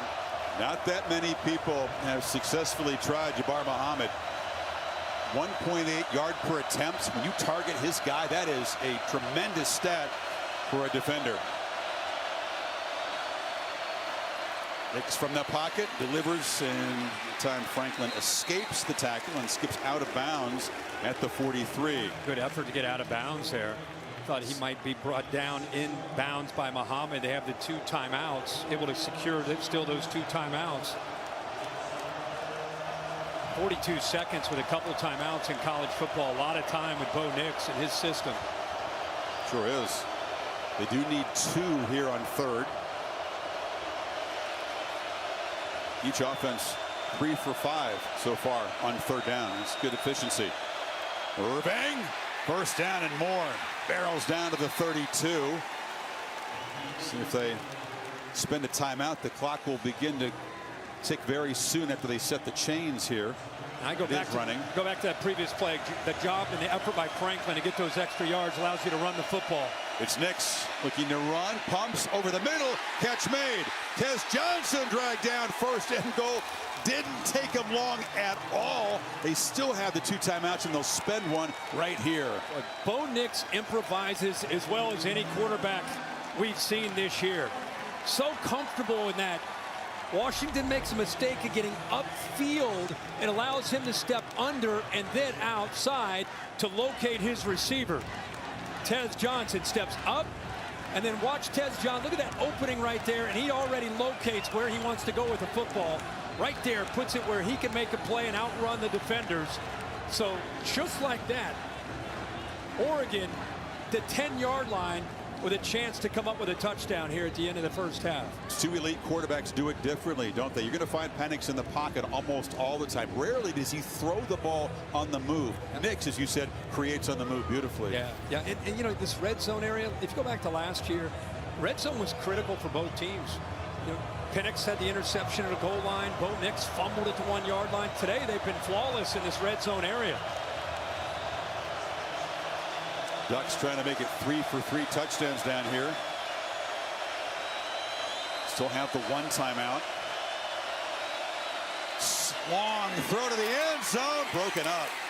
He tried to get it up over top Elijah Jackson, who was covering Holden.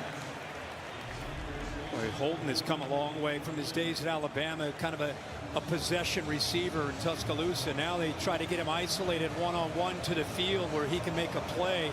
Couldn't quite get the right hand up there. Pretty good effort by Jackson. That's a tough play to make as a corner. Beaten a couple times for touchdowns in the win over Arizona the last game. Nix, another throw to the far side. It's caught. Tez Johnson grabbed it. Boy, hunting down an interception was Michelle Powell. Dangerous throw. Dangerous throw out into the flat, just a beat late too. I thought there was a potential that Powell might step in front of that, but give Bo Nix credit. What a strong throw to the outside. Interesting strategy here, Kirk. Now down to 10 seconds. They still have the 1 timeout. They could try to run it.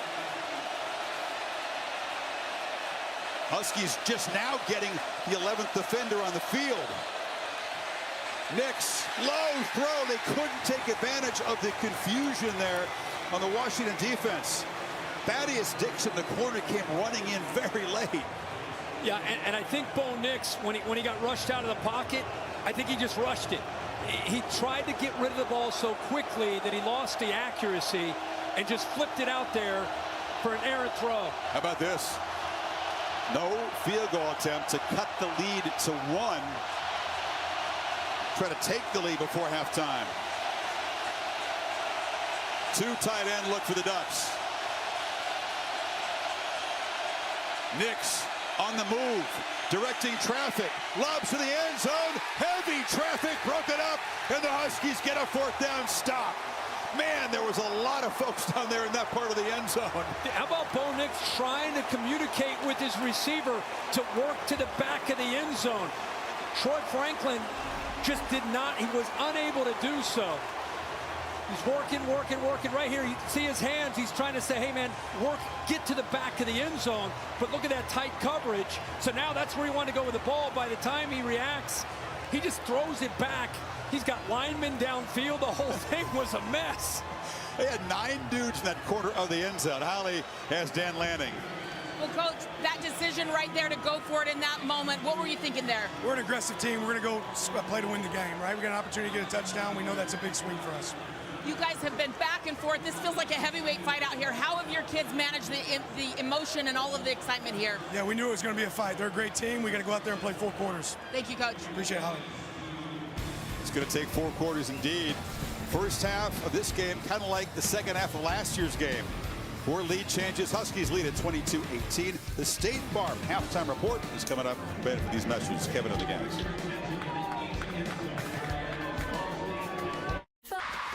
You're watching Tailgate Week, presented by Avocados from Mexico. Get the guacamole, the chips ready for the second half here. Hope you're having as much fun as we are. ESPN's college football on ABC in the afternoon. This presentation of the Pac-12 on ESPN, part of Avocados from Mexico Tailgate Week. Ducks get the ball to begin the second half. Kirk, this has been as advertised, a showdown of 2 really good offenses. Total perfect balance for the Ducks in the first half. 20 rush, 20 pass. The total yards almost dead even. 115 to 116. I think a lot of people were talking at halftime about what you and I were talking about, that decision. We'll talk more about that. But the reason Oregon's hanging in on the road is Bo Nix. His ability to create has been on display. He's shown that since he was a freshman at Auburn. Here, the awareness, knowing exactly where he needed to go in the effort with the stretch. Here again, he's looking backside, doesn't give up on the play, eventually finds Herbert for a touchdown. So what a first half, and a good job of mix and run with play action and his imprint. When he gets outside of the pocket, he's averaging 11 yards attempt. Neither defense is forced to punt since early in the first quarter. The Ducks have the 1 takeaway. Huskies got their first stop when an opponent had a goal-to-go situation all year at the end of the half. Opponents have been 7 for 7 coming in. Talked about Will Stein, the play caller from ex-Louisville quarterback. That's what he's dialed up so far. Pretty good. That's pretty good balance. Pretty hard to stop. Irving getting close to 100 yards as 91 now. Nix in the pump fake, throws a slant, and the catch is made short of the marker. Troy Franklin really hasn't gotten loose for a big play yet. Not yet. Yeah, I think, again, Dan Lanning's decision there at the end of the first half, you could say, why not take the 3 points, get it to 22-21, you start the second half with a football. And logically, you could make that debate and argument. You could also make a really strong argument that your personality, and sometimes you're sending a message to your team on the road in this environment. Guys, we packed up here to win. We're going to be aggressive. So sometimes it's not just about the decision. It's about how you're affecting your team. Nix on the move and converts on the third down to Troy Franklin. I feel like the Huskies may have jumped offside. There wasn't a flag there, but the flag came in the backfield. It's a hold on Cornelius, the right tackle. Holding. We're 65 offense. 10-yard penalty. We play third down. The Rhode Island transfer, not too many costly penalties so far for Oregon. That one certainly was. Took away the first. Yeah, right there in front of you. Just loses his balance, and then he just grabs onto the jersey. There's no way of getting away with that one right in front of the referee. Puts Bo Nix in a tough spot now. Third down and really long. Tupola Fatui is tough to deal with. The guy they called ZTF. A lot of power and quickness off the edge. 3rd and 12 now.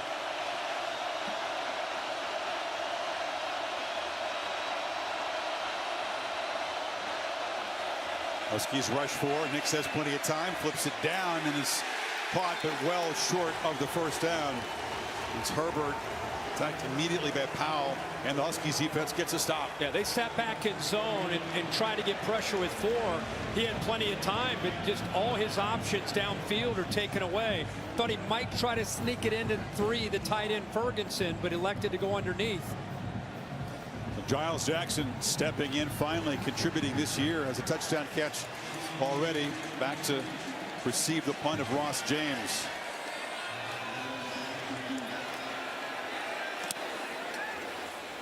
High boots.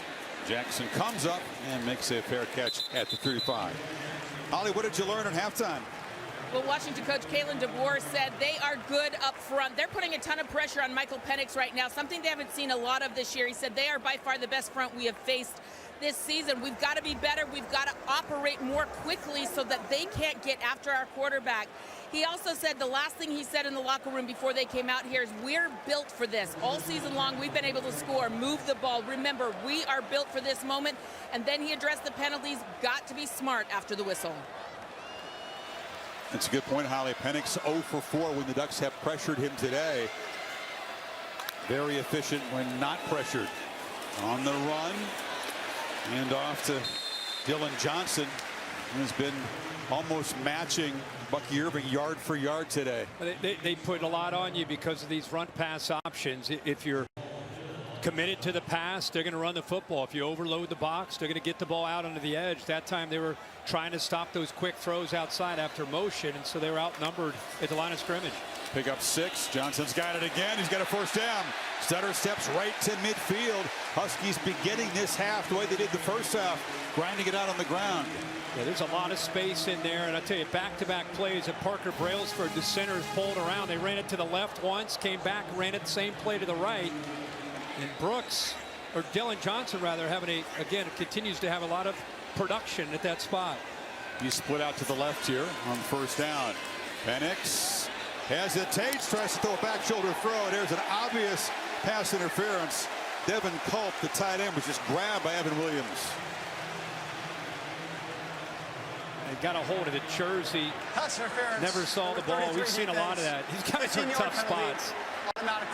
You know, it's easy to say, you know, what's going on here with some of these pass interference calls, but you're a safety downfield one-on-one. He never gets his head turned around and definitely grabs a hold of that jersey right there as he works back to the football. Williams determined because his brother Bennett gave up the game-winning touchdown. Game-tying touchdown, I should say.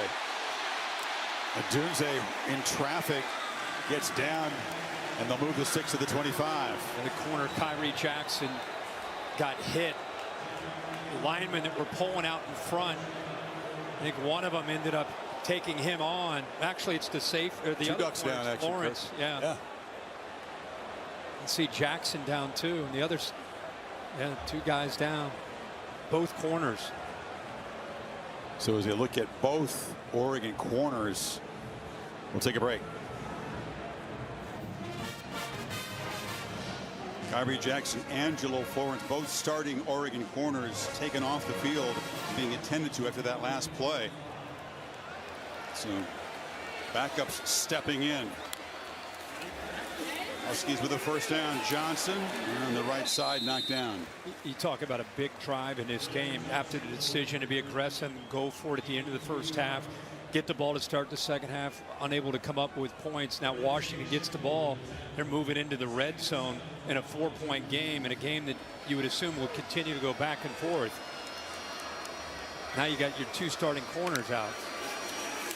Will Nixon around the corner, running hard. Isn't getting many chances with how good Johnson has been, but makes the most there.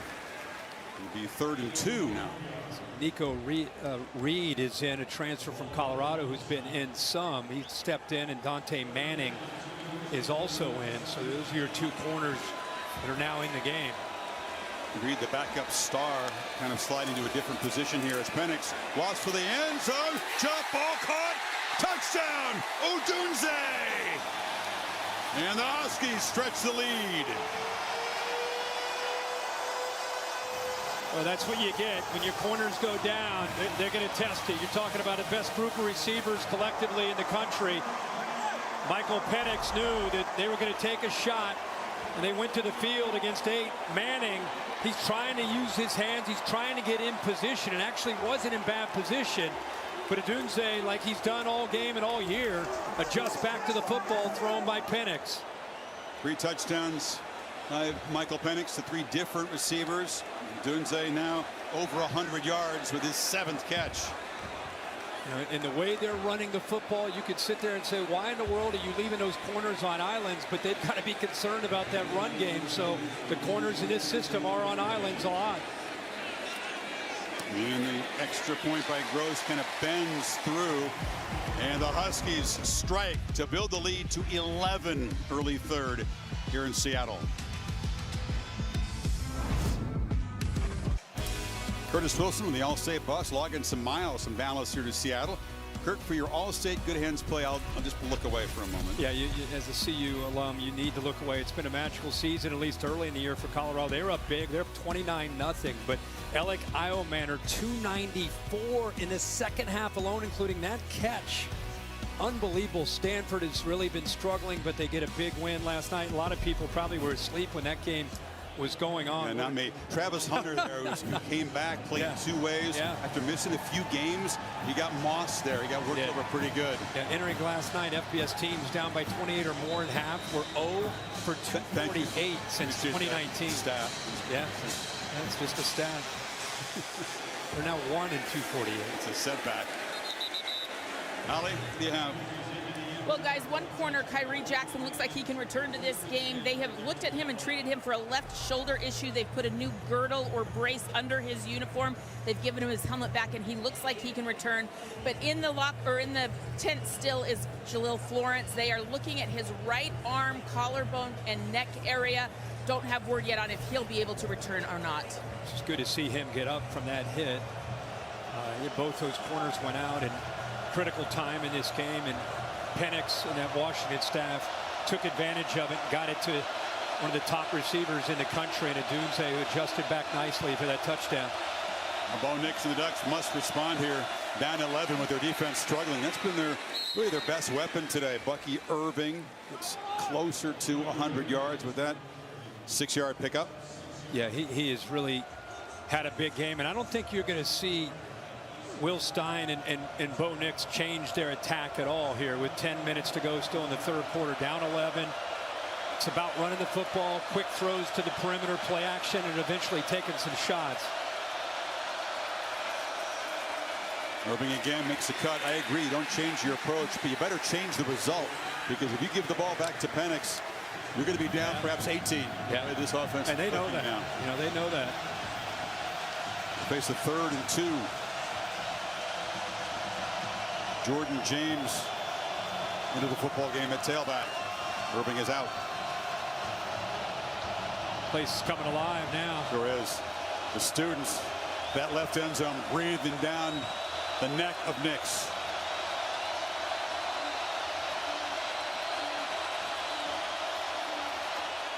And up straight up the middle. That's a first down as Jordan James steps in for Irving and makes a crucial conversion. The left side of that offensive line, looks like we got a man down. Trice, or actually that's ZTF, the other end on the other side. Look at the left side of that offensive line. Critical time, 3rd and short. Washington knows you're going to run it. They just collapse that side of the line of scrimmage. ZTF, as they call him, is trying to make the tackle. James just hard hitting from the start. The tempo. And as the wear and tear builds up, this is what we see a lot in rivalry games. He looks to be in some distress. One of the cool things about our jobs is sitting down in the production meetings. What an impressive guy he is. Sharp, forget football. I mean, absolutely. Just a guy you want to sit down and hang out with. And grimacing there. He's a guy that he was an All-American in that short COVID season. Before his Achilles had to work his way all the way back. 7 sacks in 4 games in the Achilles in 21. But yeah, he wants to get into sports broadcasting. See a future. If that's what he decides to do. He'd be a natural. He's hoping he can go back in. Looks like they're looking at that right shoulder. So Ducks on the move. First down. Irving back in the football game.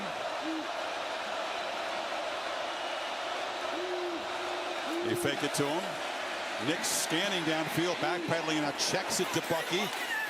He sidesteps one tackle, knocked down after a short gain. And they showed pressure and then ended up sitting back into zone, and that looked like maybe a screen, but it wasn't. He's just checking that ball down to Irving. Everybody downfield is taken away, but they did go to a 1st and 10 pass. We've been seeing a lot of runs on 1st and 10. Washington's defense, man, they're flying around with this lead. Irving in the flat. Eludes one tackler as he always seems to. Stiff arm, knocked out hard right near the first down marker. One guy very rarely gets him down. No, and again, that's what you have to do, right? You're going to bring the blitz. It potentially affects him, but you got to make that play. That's what they emphasize these last 2 weeks, are tackling in space. We got some confusion with Washington. They don't know whether they should be on or off. They got 11. And the Ducks try the running game again. That time Irving going to be dragged down from behind there by Powell. Missed tackles were a problem against this Oregon offense a year ago, way more than they usually have. Irving will do that to you. He's up to 17 carries now, over 100 yards, and they'll bring in James. You think about him bouncing a lot, those jump cuts left to right, which he does, but he's tough to bring down with that. Kind of has that low center of gravity with strong lower half. Here they come again.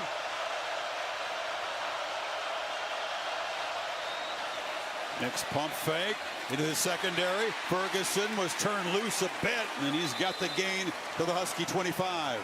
That's really good maturity. Bo Nix knew that pressure was coming off to his right, so little stalk block, no one there. Just put it behind the corner in front of the safety against his zone defense.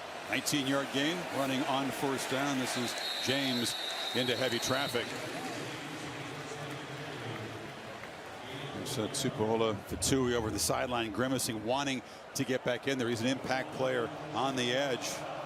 College game day off to Columbus. Huge one. Nittany Lions and Buckeyes. Penn State believing they are the best team in the Big Ten. Michigan making a strong case too. What a scene this morning at 6 a.m. local here in Seattle. They were fired up. 2nd and 9. Nix. Irving makes the catch again, eludes the first tackler.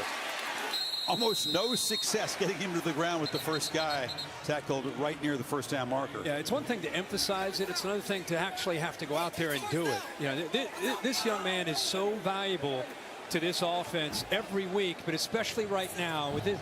They're backed into a corner. They got to rely on him to make people miss and make plays. I love how they're keeping him fresh, though. They're sprinkling in Jordan James just enough to keep Zero healthy and feeling good with those fresh legs, that we can make plays like that to get first downs. Irving's given name as Marquise. He goes by Bucky because that's who his dad gave him that nickname. Nix on the move. Gets the ball to Tez Johnson. He lost his dad when he was just 2 years old. He's been a real survivor, Bucky Irving. What a story of resilience. Just found a football family in Minnesota and came here to Oregon kind of for a fresh start. Yeah, it's worked out really well for him. That one of the most beloved players on the team.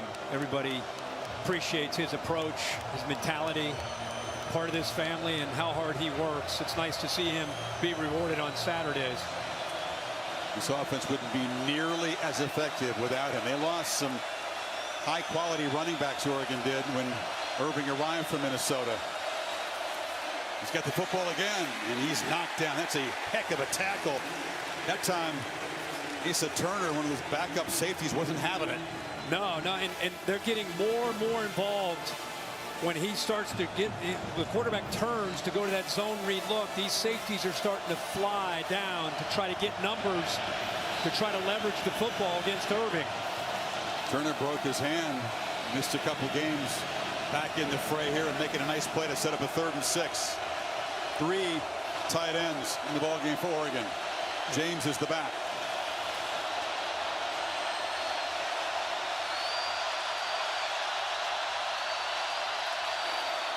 James has it, but he doesn't have first down yardage. They try to run. Another 4th down. Here we go again. Went for it at the end of the first half. Walked off with Holly Rowe and said, hey, we're here to win. We're here to be aggressive. Here he is again with a chip shot field goal attempt to try to cut into the lead or go for it and be aggressive. Difference is now, Kirk, he's down 11. Yep.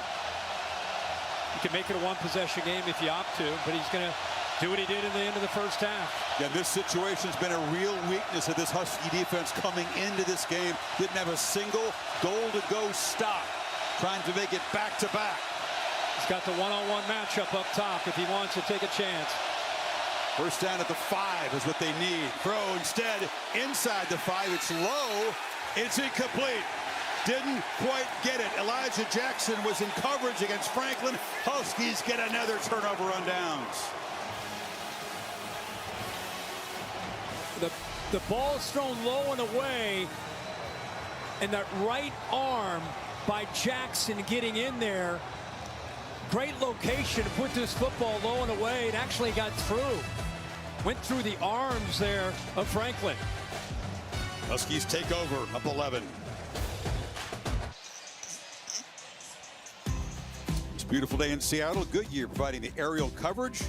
Road tested and game ready. Are you ready for the road? Goodyear, more driven. Huskies with another 4th down stop. They've stopped Oregon drives at the 3 and the 8-yard line.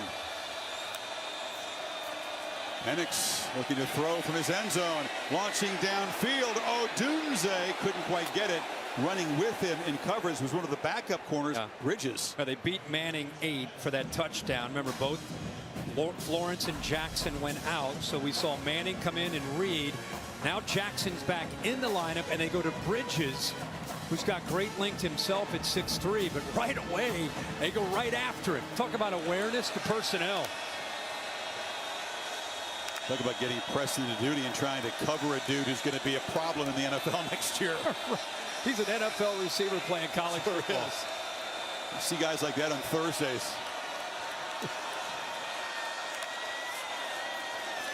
Penix on 2nd and 10, pressured, gets it off, and that's Giles Jackson has been active participant today, forced out by Bridges, and now it's 3rd and 6. And they stack those receivers into the boundary. Oregon sitting back, playing zone, trying to keep it in front and rally to the football, which they do. Sets up a big 3rd down for both these teams right here, with it concerned where the ball is. Sure is. Ducks defense a chance to get the offense, the football right back.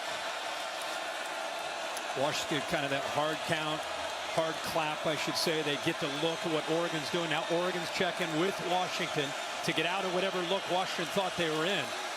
Polk switched sides. Johnson came back into the backfield.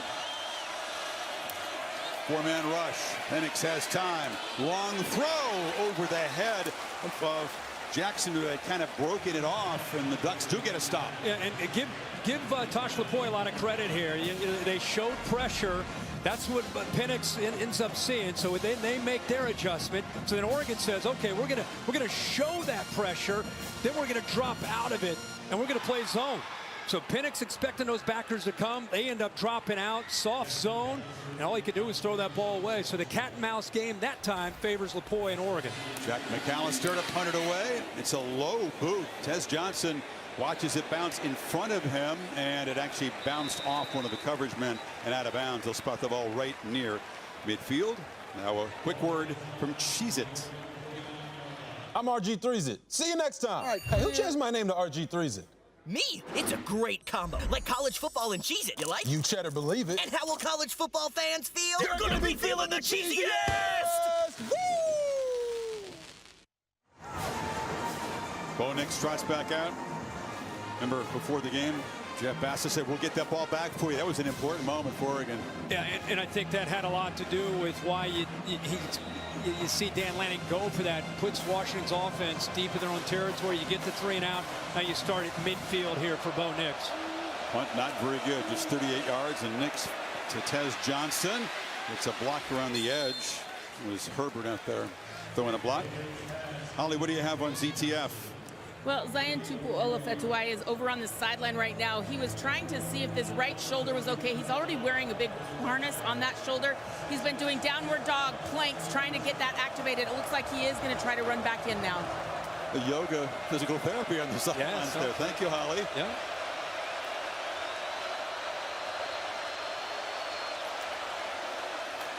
Slant. Catch made by Franklin. It's one of the bigger impact plays that he's made today. They've kept the Ducks' top receiver pretty well in check. That was for 16. Again, zone. Powell, who's in the flat, went out with the inside receiver that worked outside. It opened up very, very nicely. Easy throw for Nix.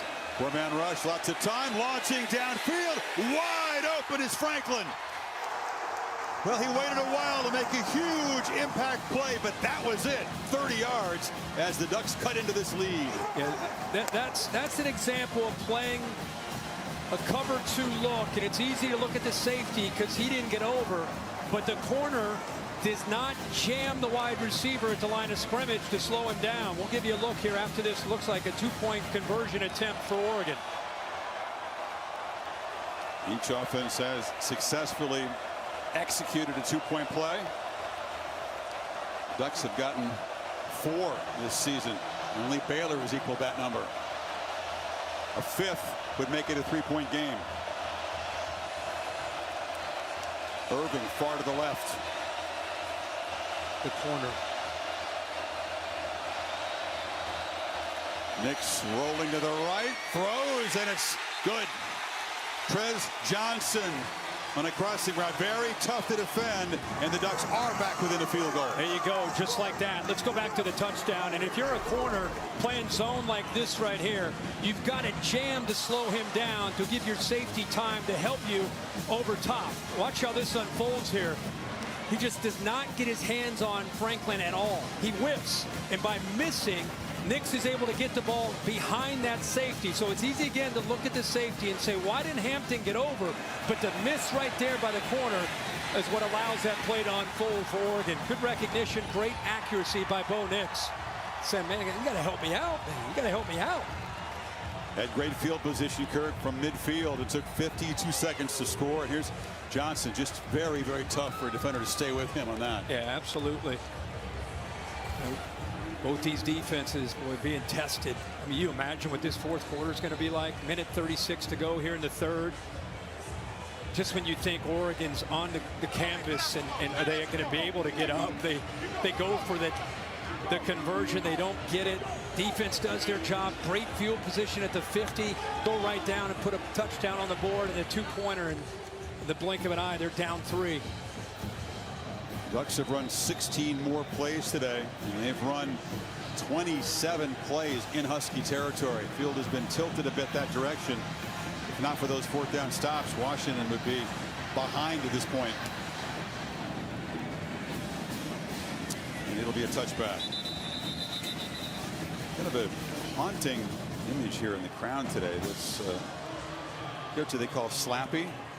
New series Goosebumps. Streaming on Hulu and Disney Plus. Slappy's everywhere here in Seattle. Saw him this morning too. He's locked in on the game. It's an intense look. All right, Michael Penix Jr. and the Huskies back to work now, only up 3. Cool shot there to see Penix kind of dapping everybody up before this drive, trying to provide that leadership. He's been so strong in the department here in Seattle. Pressure off the edge, gets it out. That's a smart quarterback, right? Dylan Johnson just released to the area where the corner blitz came. Easy yards. Yeah, you see that blitz, you know you got an outlet, and this time it's Johnson just right out of the backfield. Long way for the linebacker to get out there to make a play on it. Talked so much about Bucky Irving. Want to continue to talk about Dylan Johnson and what he's meant today to Penix in this Washington attack. Again, 6 yards of carry, involved in the pass game too.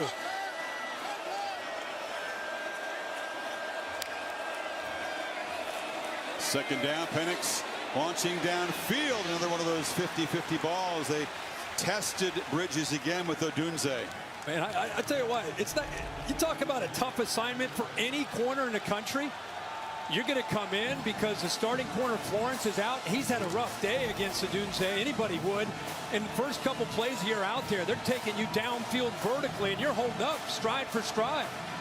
Penix not really his best throw. Didn't give his receiver a chance to make a play. Good coverage. 3rd and 5. Polk motions across.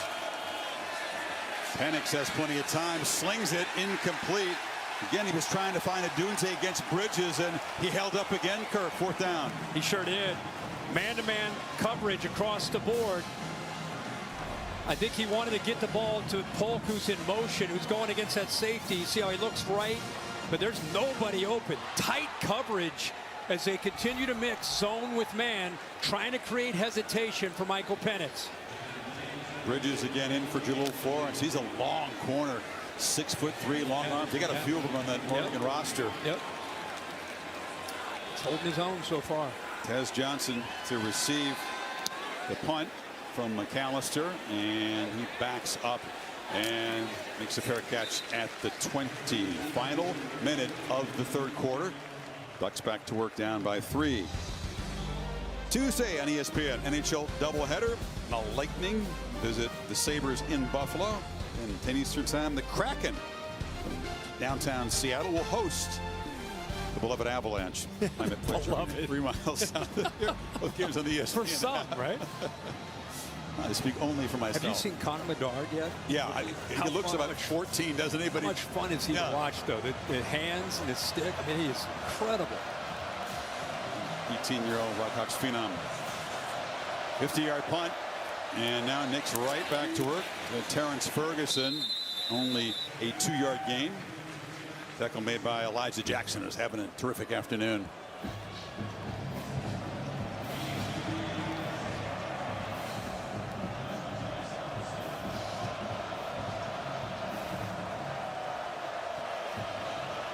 It's really good to see the veteran leadership of these quarterbacks. Nick's start number 53. Nothing he hasn't really seen or experienced. Directing the offense. Give it to James. Bouncing out near the 30. Brought down by Trice. It'll be 3rd and short. The final play of the third quarter. The Ducks trying to make up a 3-point deficit. What more could you ask for? This bitter rivalry. End of 3 in Seattle. Ducks and Huskies battling. Back up to this message to the word from your local ABC station. Crowd singing along to Purple Rain at the end of the third quarter. Student section here is legit. Taco Bell Live Más student section of the year. Huskies a contender. Download the Taco Bell app to learn more. The All-State Playoff Predictor taking a look at what percentage of the chances each of the Power 5 conferences have of sending a team to the playoff. Remember, for the Pac-12, it's been a drought. These are the only 2 programs that have been to the playoff in the CFP era, but last 6 seasons have been empty. After they made it 2 of the first 3, 70% this year is the best they've had. Just the sheer multitude of teams up there. And as we sit here at the halfway point, you look at all 5 of these conferences, you could really see teams navigating their way through and potentially having a shot. Somebody who could be left out that's deserving of being in there. Florida State fans saying, wait a second, what about us? Oh, yeah. They're undefeated in the ACC, sure. not given North Carolina. Yeah, they're undefeated. Here we go. First play, final quarter. James off the left side breaks a tackle, and he's brought down at the 37 after Bikilanen. Holly? Well, both teams are coming off a bye week, but Dan Lanning of Oregon decided it was going to be a work week. He actually got a hold of the Washington schedule and noticed they were only in shells 1 day. His guys were in pads 3 days. He said, I challenged each guy to work and get better at one thing. For Bo Nix, it's timing on deep throws downfield. For Bucky, it's his feet in the hole. They wanted to work. We'll see if it pays off in the 4th. There's Nix on the move and launching downfield. Franklin's got it, and he's dragged down inside the 15. Deep ball, he beat Elijah Jackson that time. The Ducks sprinting down to play fast. Those safeties are starting to creep down. There's no play action, but they're occupied by the tight ends. Creates one-on-one on the outside. Bo Nix is as comfortable and maybe more so out on the edge, out on the perimeter, throwing on the run as he is in the pocket. Delivers a perfect strike for the big gain. They don't create nearly as many big downfield strikes as the Huskies, but that 49-yarder sets them up with a chance to claim the lead right now.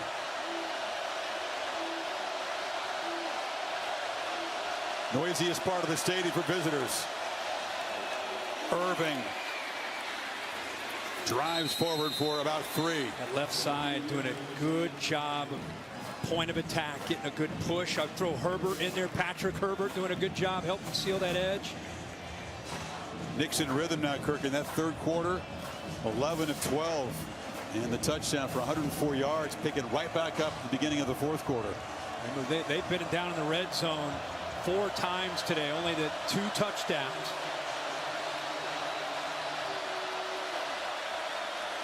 Irving out. James is the back. He's got it. Stutter step. backing up, barreling all the way to the end zone. Jordan James would not be denied, and the Ducks claim the lead. Again, Bucky Irving, right? Talk a lot about Bucky Irving, and he's great. I told Chris in the first quarter, seen this kid play since high school, and this is who he is. Jordan James is a physical runner. Goes through 2 or 3, and then finally a 4th Washington Husky defender to finish that play off and get into the end zone. So the Ducks from 11 down have now claimed a 32-33-29 lead. 10-yard run. Ducks ground game physical and effective today. Now it's Penix's turn.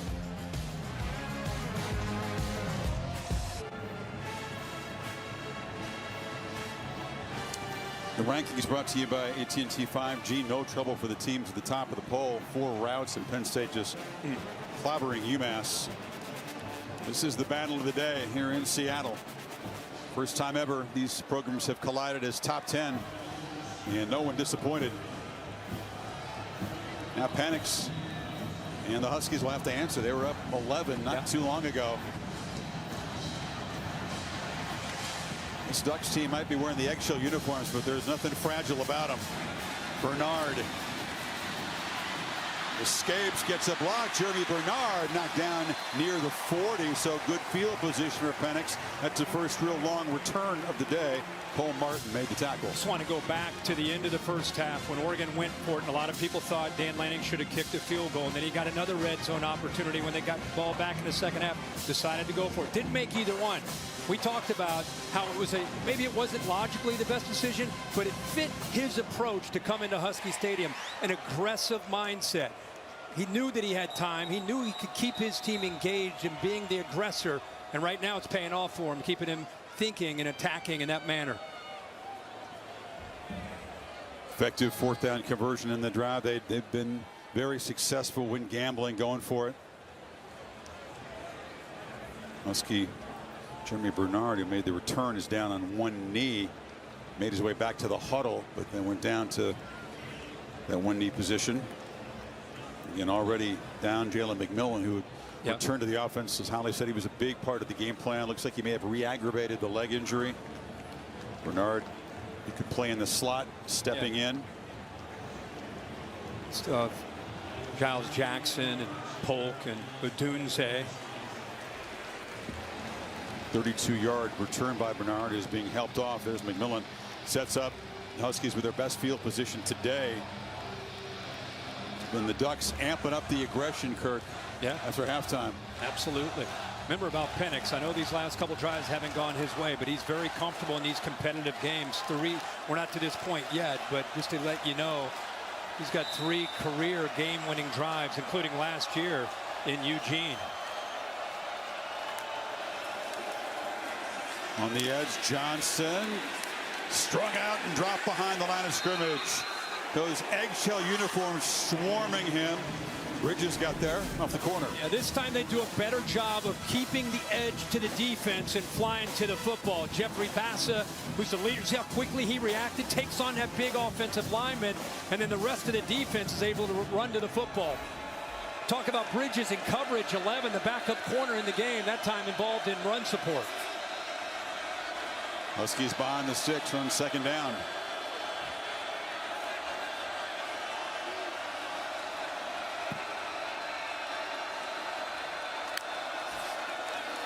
Play fake. Penix looking downfield, fires across the middle, and the catch is made by Jalen Polk right near the marker. They'll move the 6 at midfield. Well, this attacking the linebackers in coverage right here. Tight. You'll see a receiver go here. Watch the backer clear out with him. And when you clear those linebackers out, look at that throwing lane. And again, he's throwing darts back there when he sets his feet. Odunze and Polk have combined for 180 receiving yards today. Jackson chipping in 50 and a touchdown.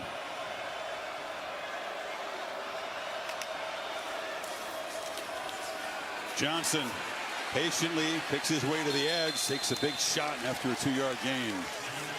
On the stop. Yeah, I was going to say about Bass. So we talked about how he's become a real leader for this defense and a communicator. He's been tested today in a big way, but his story is amazing. You go way back when he was a young player, he's a safety, 195 pounds, had a hard time putting weight on. I know you, Chris, you had a chance this week to catch up with him too, and him to be from 195 up to 220 now playing in there where those big boys are, testament to his resolve and just his want to be in that spot. Fanciest dresser on the team. He wants to have a career in fashion when he's done with football. Penix delivers a throw. Polk was in the area. The throw very much affected by Basso and the pressure there. Yeah, dialing it up, continuing to be aggressive, true to who they are. Betcher also in there. So kind of a delayed blitz. Like I always hear it referred to as a green dog blitz, kind of looking to field at the running back, but both backers got in there. All of a sudden, it's the Huskies feeling some urgency on 3rd and 8. Penix certainly hasn't looked totally comfortable after halftime, has he? I don't know if he's not a shot. He didn't quite look comfortable on the bench. And the Bucs had the ball the last time. Pressure again. Hit as he throws, but the catch is made for a first down. And Polk, clutch. Penix doesn't look 100%. He goes down to his knees. Johnson pressured him and hit him hard, but he played through that. Yeah, and they brought both the backers and then dropped one and then off to the left right as he releases that football. Tyshing Johnson hits him, but he had enough on it to get it there for that first down. This is Penix showing some toughness. Assignment to four-man rush, launching to the edge, and once again it's Bridges in coverage. This time he'll draw a flag intended for Polk. He's been tested and come up big so far. Pass interference, number 11 defense, 15-yard penalty, automatic first down. They keep like the call. Yeah, they keep going after the corner who's in there for Florence. You know, it almost looks like he's not involved in the play. And I guess, Bill, the only thing is it because he didn't find the ball. He's pushing there. If you go frame by frame, you could see something on any play, but the contact looked like it was very late. He had the one hand up on the front of the jersey, and they might have called that for a restriction. Oof. Moves the ball to the 20. Penix, I think he's still gritting his teeth. He's been hit more than he's used to being hit. Yeah, even when he gets the ball off, he's getting pounded. And he'll take a timeout. Play clock was winding down as he looked to try to come up under center. So Washington spends one on the march here. Ducks up by 4. Goodyear giving us these beautiful aerial pictures, celebrating the challenge of road games everywhere. Are you ready for the road? Goodyear, more driven. Those boats that are parked down there, right to the bottom of your screen. That's where I was. I was hanging out a little bit before the game there. The Miles family and the big dog boat. Great tailgating scene. I behaved myself, but it's a fun place to be. It really is. You get any food down there? I did not. It was a quick visit. We had business. Yeah, I got you. More business tonight on ABC. Big one in the ACC. It's one of the biggest games of the year in that conference, even though the Canes slipped up the last game. Drake May and the Tar Heels ranked number 12. What was the game day consensus on that game? It's a mindset game. Miami, after last week, everybody talked about they should have taken a knee, whatever the case. The bottom line is they lost a game. Everybody questioned it. They got to come in ready to go. It's a hit on Penix. Driven to the ground there. I think by Tyshim Johnson. I think he's been dealing with something and grimacing a lot, trying to manage this pain in the drive. Got a first down at the 20.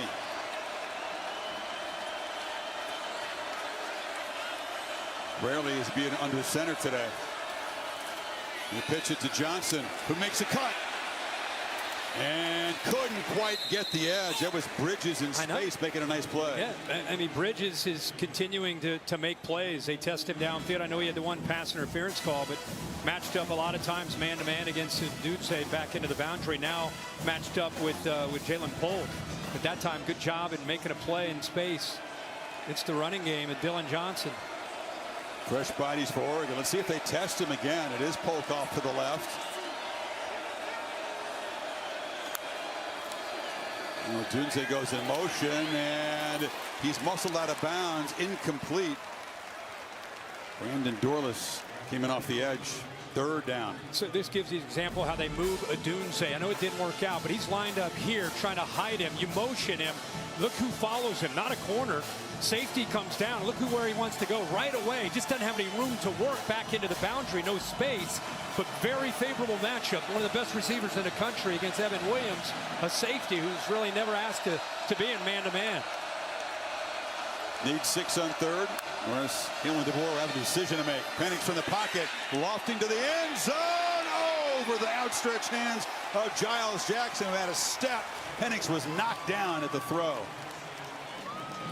You know, they didn't bring pressure. They brought a late blitz, but Penix gets hit again. He waited to the last possible second as that pocket collapsed around him, and then he put it up into the air as high as looking. Wait, gets hit both in the front and the back, puts it up into the air, and Jackson unable, just misses coming down with that one. Amuvai and Purchase sandwiched him. No field goal attempt. Need 6 to keep this threat alive. Pressure comes. Penix delivers. Caught. 1st down and goal. Giles Jackson coming up huge in his welcome back game. Yeah, he's stacked up. Has some space to work. He gets behind Polk. And at the top of his route, he gets really good separation from Johnson to nickel. 8 on 4th and 6. Can they punch it in to claim the lead? Johnson picks his way, takes a shot, leans, and scores. Well, this way they're going to spot him short. They spotted him short. I thought he had enough to lean across. Don't rule it a touchdown. Chris, I'm with you. He hits the safety, Evan Williams, right there.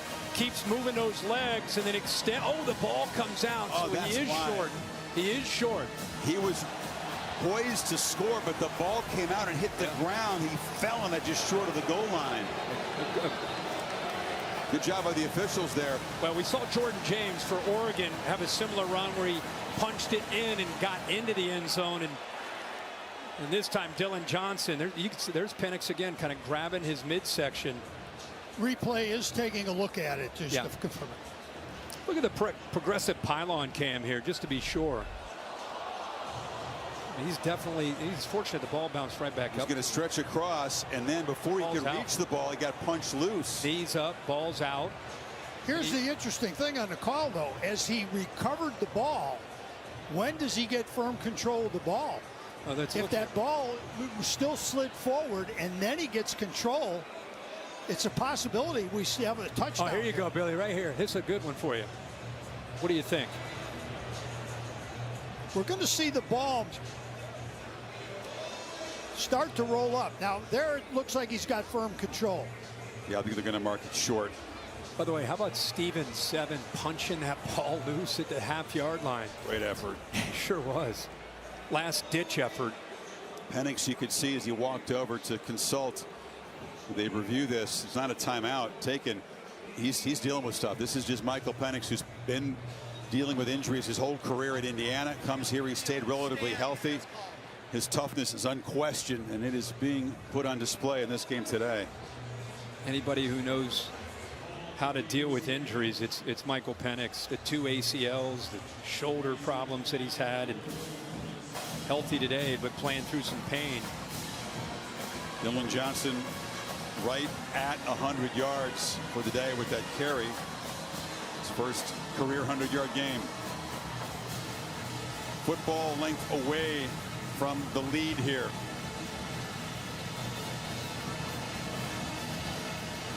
Washington with 3 tight ends in the game. Would not bet against number 7 getting the football.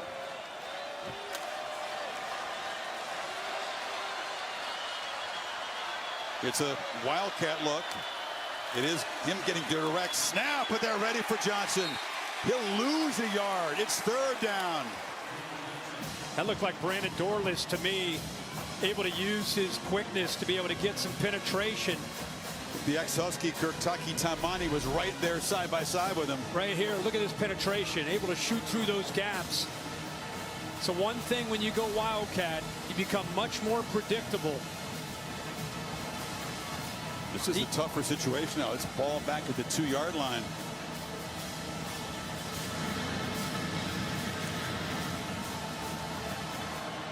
Penix under center. West over the tight end is in the backfield. Culp in motion. Johnson on the pitch. Makes a cut, fights, takes a shot, reaches. He's short. Bridges is over there in the stop. It's 4th down. Back where they were a couple plays ago. Tyshee Johnson, for this area 0, for a nickel back, a slot corner, he is really a physical player. Helps out trying to keep the edge, allows the rest of that defense to fly to the football, let those safeties get downhill, get off blocks. Johnson kind of spun blindly and reached for the goal line. He said, I don't know where I'm reaching, but I'm trying. Here we go. How fitting it is, rivalry game, a goal line stand late like this. And Tybo Rogers is in the ball game to the left of Penix. Rogers has it, but he stopped short. The Ducks rise up and make a stop. Taimani, the ex-Washington player, no love lost with his former teammate, says, you're not getting in there. The right side of the offensive line collapsed down. Look at the blocks down here. Frees up the backer to be able to come off behind those blocks and make that play in the hole to deny the Huskies from getting into that end zone.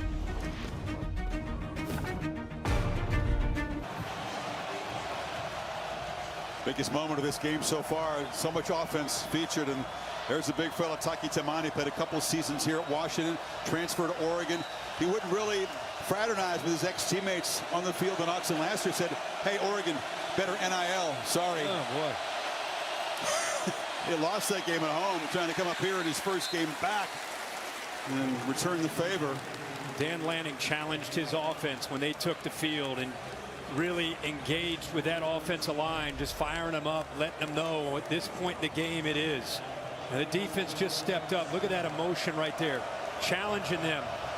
They need first downs. At the very least, they need to flip the field, not give Penix great field position with 6 minutes to go here. They've been able to lean on the ground game a lot today. Nix carries it this time, dives forward, and he'll set up a 3rd and short at about the 10. You know, that last play, Chris, we were looking at it at the break, and I thought, boy, I don't know, Washington fans are probably going to talk about this. They're running a counter play here, and they end up running it back to the right. It's just very complex and confusing to see it in a critical play, see you pull lineman left and then run without a quarterback who's much of a threat as a runner, run back to the right, and Oregon just blew that up. It's tough too, Kirk. Tybo Rogers hadn't carried the ball all game. Got it that time for the first time. Can the Husky defense get off the field here? Ducks need 2. Big stop. Jordan James ran into a wall. They called a timeout just before it. Wow, what a moment as Lanning able to spot something and spend a timeout. So we'll do it again. 3rd and 2. You come back.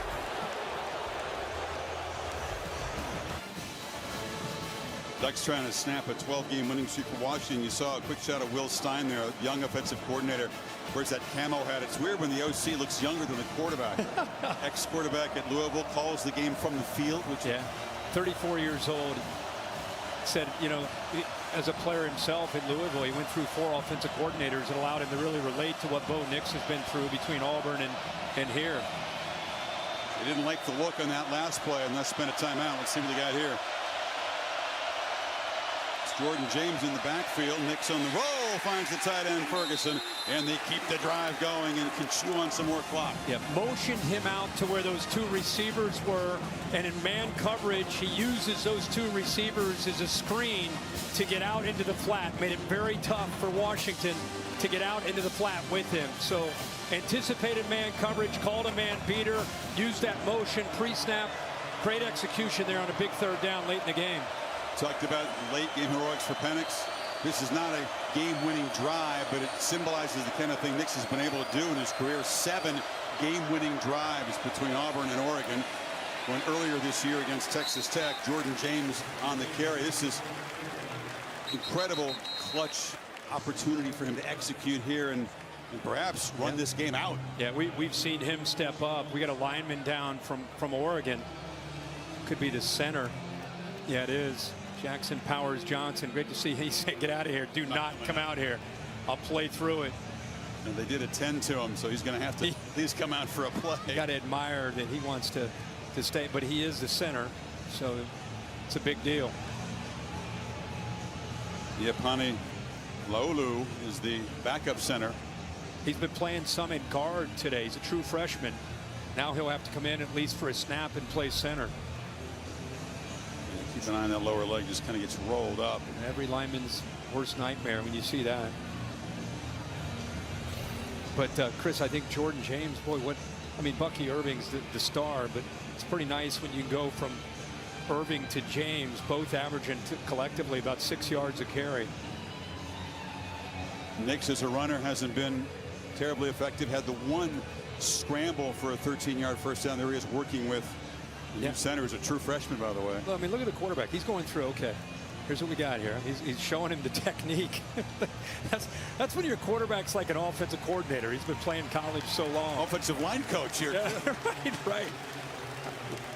I loved his reaction when he went down. He's kind of waving everybody off. Now, you don't want to leave the game. You've worked so hard. It's been a terrific day for this Oregon offensive line. 458 total yards. They have run it right at Washington. Now you got a true freshman in a pressure position here, Kirk. Snapping the ball. And again, yeah, he's been playing some today at guard, but now for at least a snap to see how long he's out there. And let's see how the snaps are. Big 325-pounder from Honolulu. Irving back in the game. Clock moving again. Keeper. Pump fake, and he'll be dragged down near the line of scrimmage. No gain, and a third down coming up. Tuitele got him. Tuitele with a good play there. That's a tough ask of a big man. And Jackson Powers Johnson runs out onto the field, so he's back at center. Husky crowd doing its best to make it tough on the quarterback. 3rd and 4. They love to get Nix out on the edge here. He's got the option as a threat, as a runner, and also a thrower. They're going to call another timeout. Thought maybe he was just using a lot of the play clock, but there was some confusion. Another one of those crucial 3rd down plays.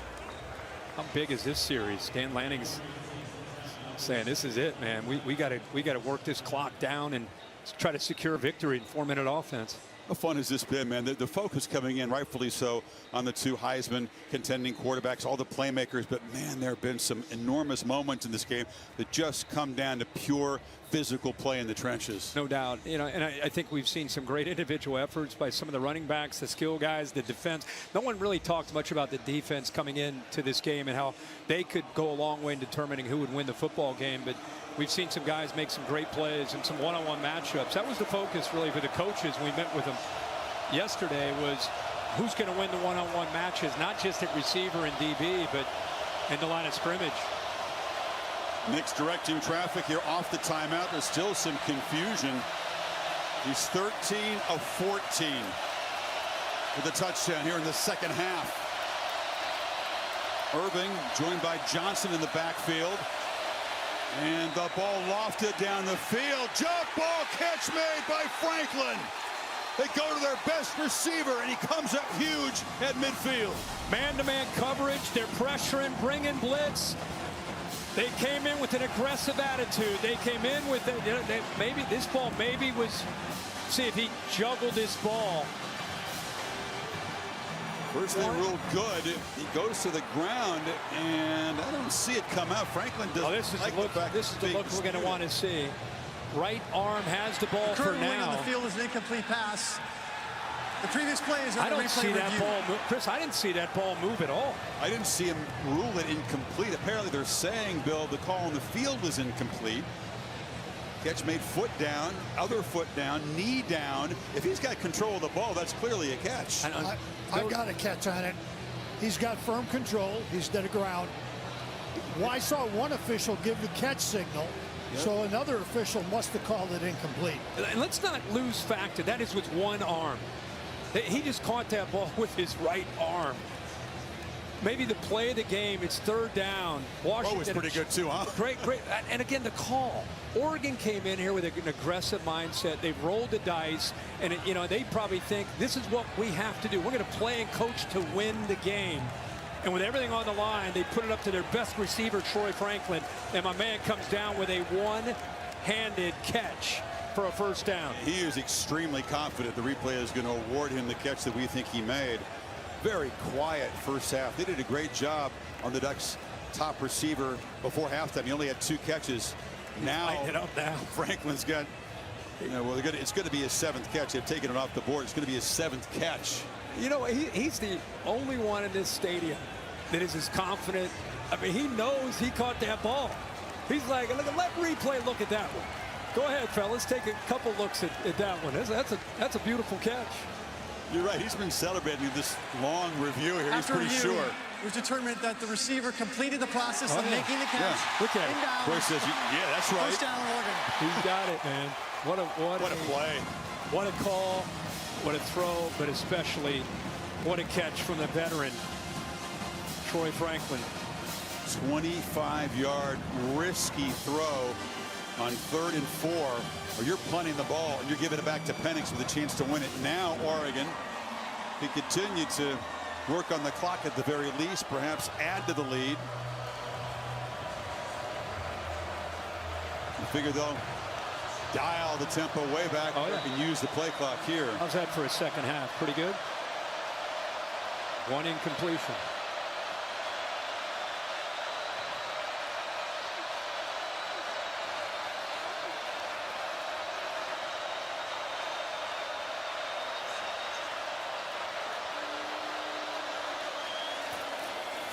Irving stopped for no gain. Braylon Trice got him. Start thinking about Kalen DeBoer and his timeouts with those 2 timeouts. Remember, don't forget where this drive started. After Washington could not score at the goal line stand by Oregon. They were at their own 2. And Kalen DeBoer knew that they had to get them off the field. And if you think about Dan Lanning, we showed before this drive started, challenging that offensive line, all that emotion, used 2 of his own timeouts, basically put all the chips in the middle of the table, knowing that this series and this drive could be it for this game. DeBoer may spend a timeout, Kirk, here if they can make a stop and force a 3rd and long. We'll see. They'll have to. Irving again. Nowhere to run, but he finds space anyway. Somehow squirts free, gets within a couple of yards of the first down. How did he do that? Yeah, there are 2 defenders right there. I thought Hampton would make the play there. Both defenders, you talk about leveraging the football right there. You've got him, right? Lateral quickness and strength. Not only makes those 2 miss, he shakes off 2 more defenders. Now, this guy is special. And the combination of he and James together, look how he's got such great balance, great vision, patience, you name it. Should have been a 2-yard gain tops. Indeed. We asked Lanning, what's the best thing among all the qualities you just named? He said elite change of direction. That's something so rare, to be able to hop sideways as quick as he did and then keep the legs moving. And when the strength to do, to make those moves and then get hit in the process and go through it. So Penix wondering if he'll get a chance. Kalen DeBoer spends the timeout. He's got 1 remaining, but instead of 3rd and 10, which it could have been, the effort by Irving makes it 3rd and 2. And this is the game right here.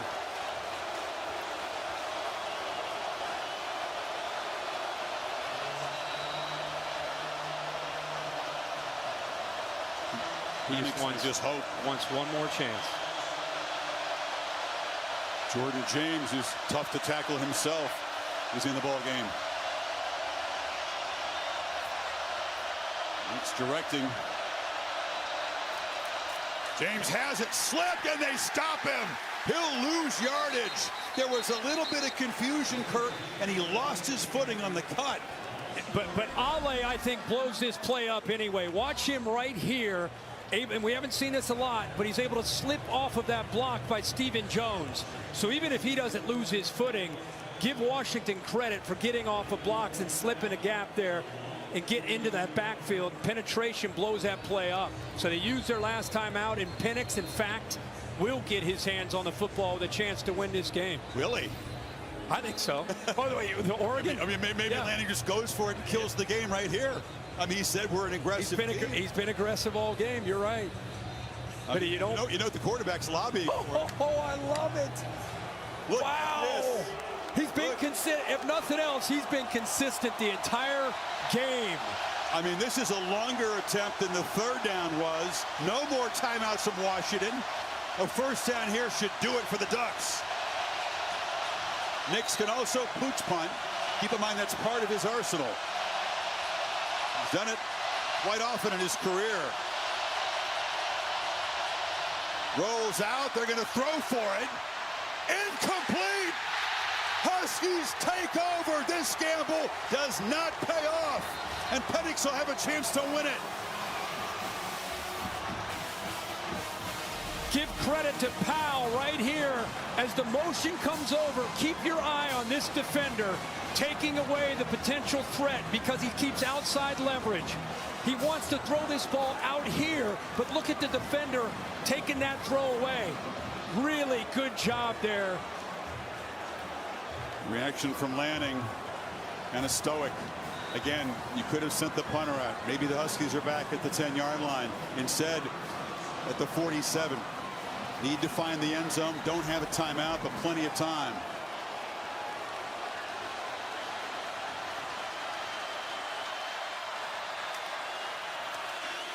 Penix backpedals, goes right downfield and in traffic. It's Polk with a leaping catch at the 16. 34 yards. Now they got to slow it down, right? Right. Spatial awareness to buy time in the pocket, and the accuracy once again. We saw it in the first quarter, haven't seen it since. But after getting great field position, what a throw. And what a catch here on the other side by Polk between the corner and the safety. Safety got over late. Watch this safety right here, just a little bit late in reacting. Evan Williams, just enough for him to sneak that in as Williams got over late. He wasn't open. He just trusted his playmaker, huh? I think he sensed that Williams got a late break to get to that part of the field. So by the time he got there, he couldn't locate the football. Penix got it out early to allow Polk a chance to adjust. Not sure why they stopped the play here. Oregon still has a timeout on the board. I don't know why they did stop, but it's first down, still a minute 48. If you're the Huskies, you want to take a little time before you score. Game clock now starts. Launching for the end zone. Forget being patient. Odunze! And Washington takes the lead. My goodness, what a 1-2 punch from Penix.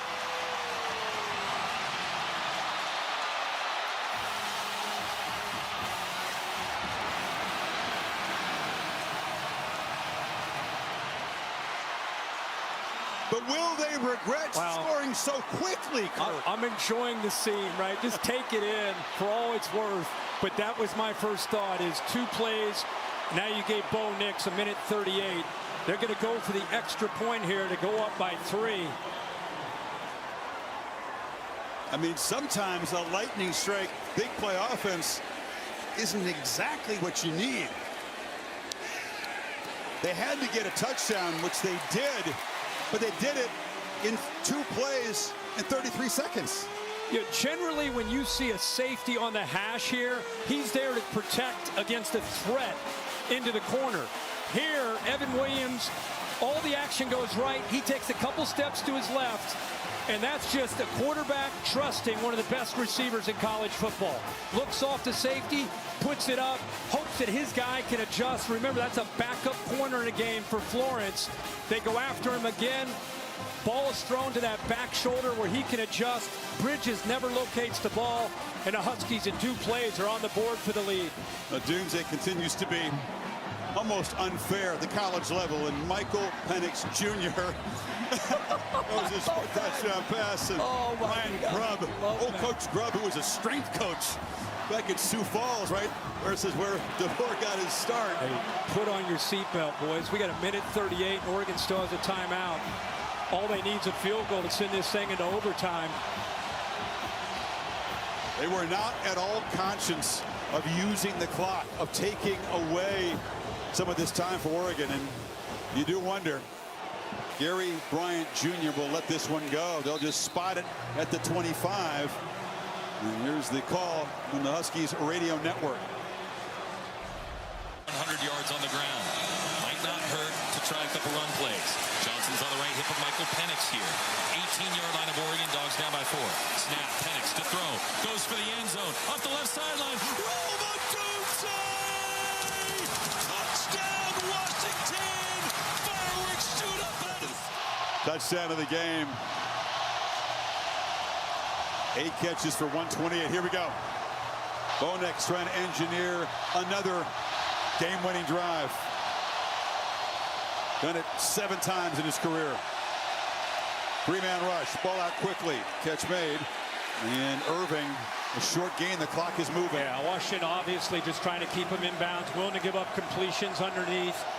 They've got as many as 6 defensive backs in this game, trying to keep speed and keeping the top of their defense right here. No big plays. Field goal would send it to overtime. Need about 42 yards to get within decent range for Cam Lewis.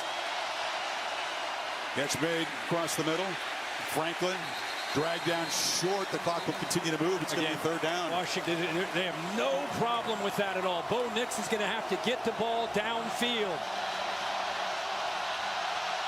Going to have to get 2 yards on these 2 plays, and they do move the sticks. Irving bursts up to the 45, getting closer to field goal range. Clock will stop momentarily. What a call there on 3rd and short. You got all those defensive backs worrying about shots downfield. Pick up quick yards. They drop 8 in coverage. Nix has plenty of time. Throws it underneath. Again, they give up the play to Irving. He does get out of bounds, this time at the 49.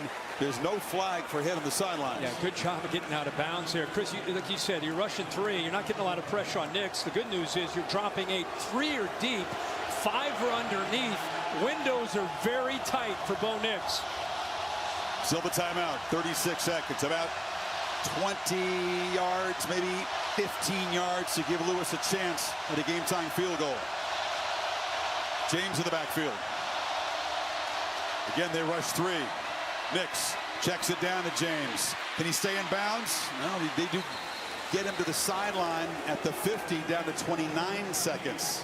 You're just looking downfield initially and then just checking it down. Washington doing a really good job of matching up those crossing routes underneath.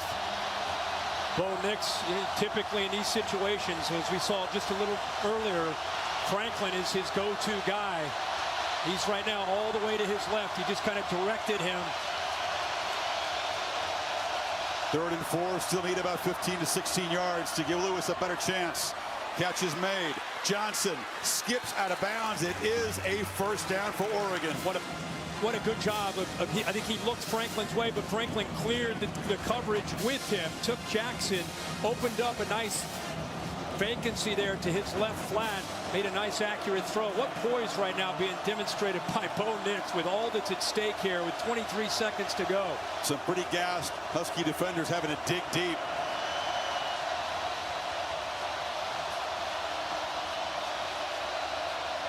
Nix again against a 3-man rush. That's too easy. They squeeze the ball into Terrence Ferguson, and they're already in field goal range now at the 25. Ferguson clutching at his right knee. Chris, look at this. Look how quick. I think he just aborts the play and says, I'm just going to get it to the tight end. Throw it to him right now. Let him go. Yards after the catch. Crowd is booing. I'm not really sure what the tactical advantage would be. They do have a timeout. And now you wonder, Kirk, as he's grabbing the back of his leg. Well, first he grabbed the left knee, then he went to the right knee. I don't know. I'm not sure which knee's injured there. In any case, the Ducks potentially could take shots at the end zone and think about the win. Hey, and guys, because it was a first down inbounds, that stopped the clock. So there is no 10-second runoff potential here. Okay. Because we had another item stop the clock. Okay. But it's ready for play, right? As soon as they get him up and off the field? Yes. We'll go ready for play to start the clock. I don't know. Again, if you're Oregon, do you really want to give the Huskies defense a breather? If you're questioning the motives of what he's doing. And there is Cam Lewis. Man, he's been around for a long time. 5th year that he's been the starting kicker. He's made 43 career field goals. The longest is 49, but they're well within his range now.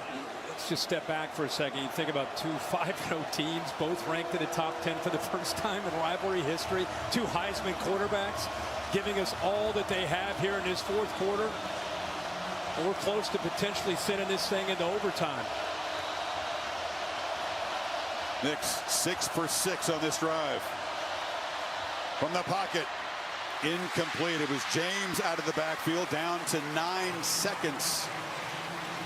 One of the few times Bo Nix on this drive actually got some pressure. So they were not taking a shot at the end zone. They're playing for a shorter field goal try. Well, that in a man-to-man coverage against the linebacker, if James catches that ball, he's down that left sideline. Definitely a first down and inside the 15. So what do you do here, Kirk? Do you play for a shorter field goal? Do you let him take a shot downfield knowing you're in range? Yeah, you still have the 1 timeout. I mean, but I thought James maybe a threat still to run the football just to try to get closer and stay in the middle of that field, but he's out wide to the right. Play clock at 3. They just get the snap off. Nix just kind of throws it away. The pressure was coming. Did not want to take a sack there. And now we're 4 seconds.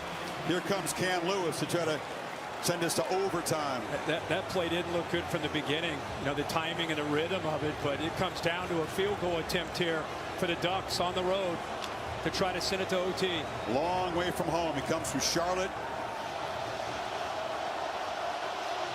Lewis, dead center. He kept it right there from 42.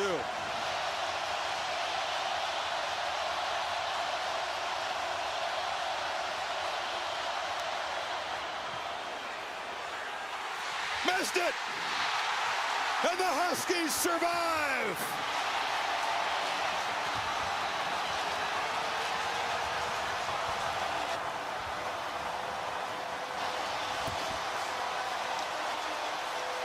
Lewis is consoled, and the field is stormed, and Washington has won it 36-33. A classic in the first ever top 10 collision in this rivalry. Yeah, what a game. Congratulations to both these teams. The Huskies finding a way to get it done. It didn't look great late. They never gave up. They kept battling, and Kalen DeBoer's got to be incredibly proud of his team finding a way to win. Michael Penix Jr., 4 touchdown passes. Here's Holly with Kalen DeBoer. Well, Coach, a wild ending. It wouldn't be any other way in this rivalry. What were you thinking when your team got the ball back? We just know we got to keep fighting and keep playing and just keep believing. We're built for this. We said it before the game. If it comes close, we'll find a way to win. Michael Penix made an unbelievable throw. Rome Odunze a catch. What did you see with that pair? They went one-on-one. Mike identified it and gave a little check to Rome and let him go to work. They get the ball back with 1:38 to play. What's your thoughts on that last drive as you're waiting to see what happens? Yeah, I know with their offense, that's a lot of time, you know, and so it's going to take a big stop for us. And, man, I'm just proud of the way our guys kept playing and got the stop at the end. You told your guys in the locker room at the half, we're built for this. How do you think they are now, Coach? Yeah, we are. We've been tested many times, and we just know how we're going to respond. There's a lot of trust in each other, and that's what it comes down to. Thank you so much. Awesome. Husky defense made 3 stops on 4th down, and landing passing on those field goal attempts earlier. You wondered, would it come up huge? Here's the placement in the hold. Snap in the hole. Rain, by the way. The rain arrived just before the attempt. Yeah. How about that? Yeah, but the mechanics were flawless. The snap, the hold, the kick was end over end. You know, this is a pressure situation. I know that's what you prep for. He hit it clean. He just pushed it off to the right, just barely. Dan Lanning had an aggressive mindset. I don't second guess anything that he did, only because I love, as a player, you love a coach that believes in his players. His players feed off of that aggressive nature. So they go home and they didn't find a way to do it, but I don't think you can fault him for the way he coached in this game. Long way to go. We'll frame the Pac-12 stretch run. This could be the first of 2 collisions here between these 2 programs. And let's hear from Michael Penix. Now back to Holly. Michael Penix, they stopped you on 4th down and goal. You were frustrated after that stop. How did you come back in and find the will to win this game? Man, I just got to give credit to the man upstairs. I thank God for everything. He put me through and allowed me to get to the spot I am today, man. And it was a tough game, but I knew we'll be able to pull it off. Just had to continue to keep executing, keep pushing. I'm just super excited. You hear the sound, Purple Rain. It's bringing tears to your eyes, Michael. How hard has this journey been for you? You were hurt again today. How have you withstood all of it, young man? Like I said, it's all God. I couldn't do it without him. I'm just blessed. I'm just ready to go celebrate. I know your mom and dad couldn't be here last year. They were watching your little brother, but they are in this stadium tonight. What does that mean to you? It means the world. I had like 20 people come, 22 people came to support me for my family. And I appreciate them. They come support all the time. The rest of the Husky Nation always supporting. And I just so proud and just so proud of this team. And you know, I just thank God for everything that He allowed me to have. Go soak this in, young man. Go soak it in. Thank you. Man, is that a powerful, beautiful thing that the sports can provide. We try to tell you Penix's story. You know, all the injuries, all the lonely months, the rehab, the doubting about you're ever going to get a chance, and then to come, Kirk, to Washington and get a rebirth and be able to have a moment like this as the rain is falling in Seattle. Well, that's college football right there. You know, that to see Michael Penix, the emotion, how much this means to these players in a rivalry game.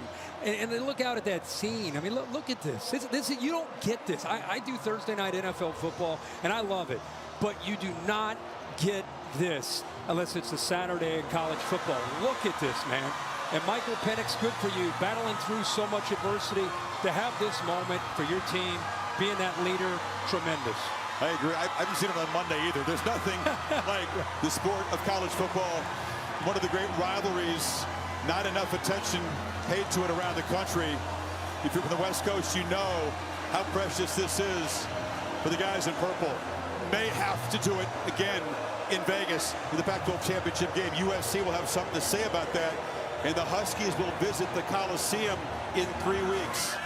They got Arizona State here at Stanford, heavily favored in both those games, and then a Penix-Caleb Williams showdown in Los Angeles.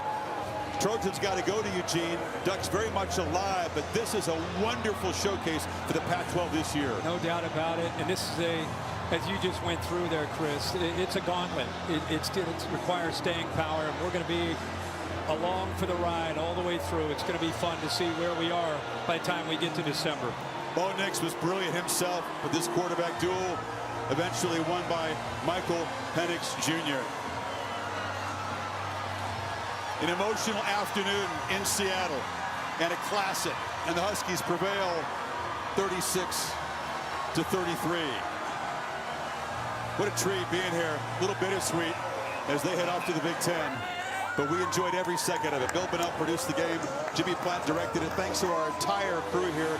For Holly and Kirk, Chris Fowler saying so long. Let's go to Kevin Nagandi in our studio.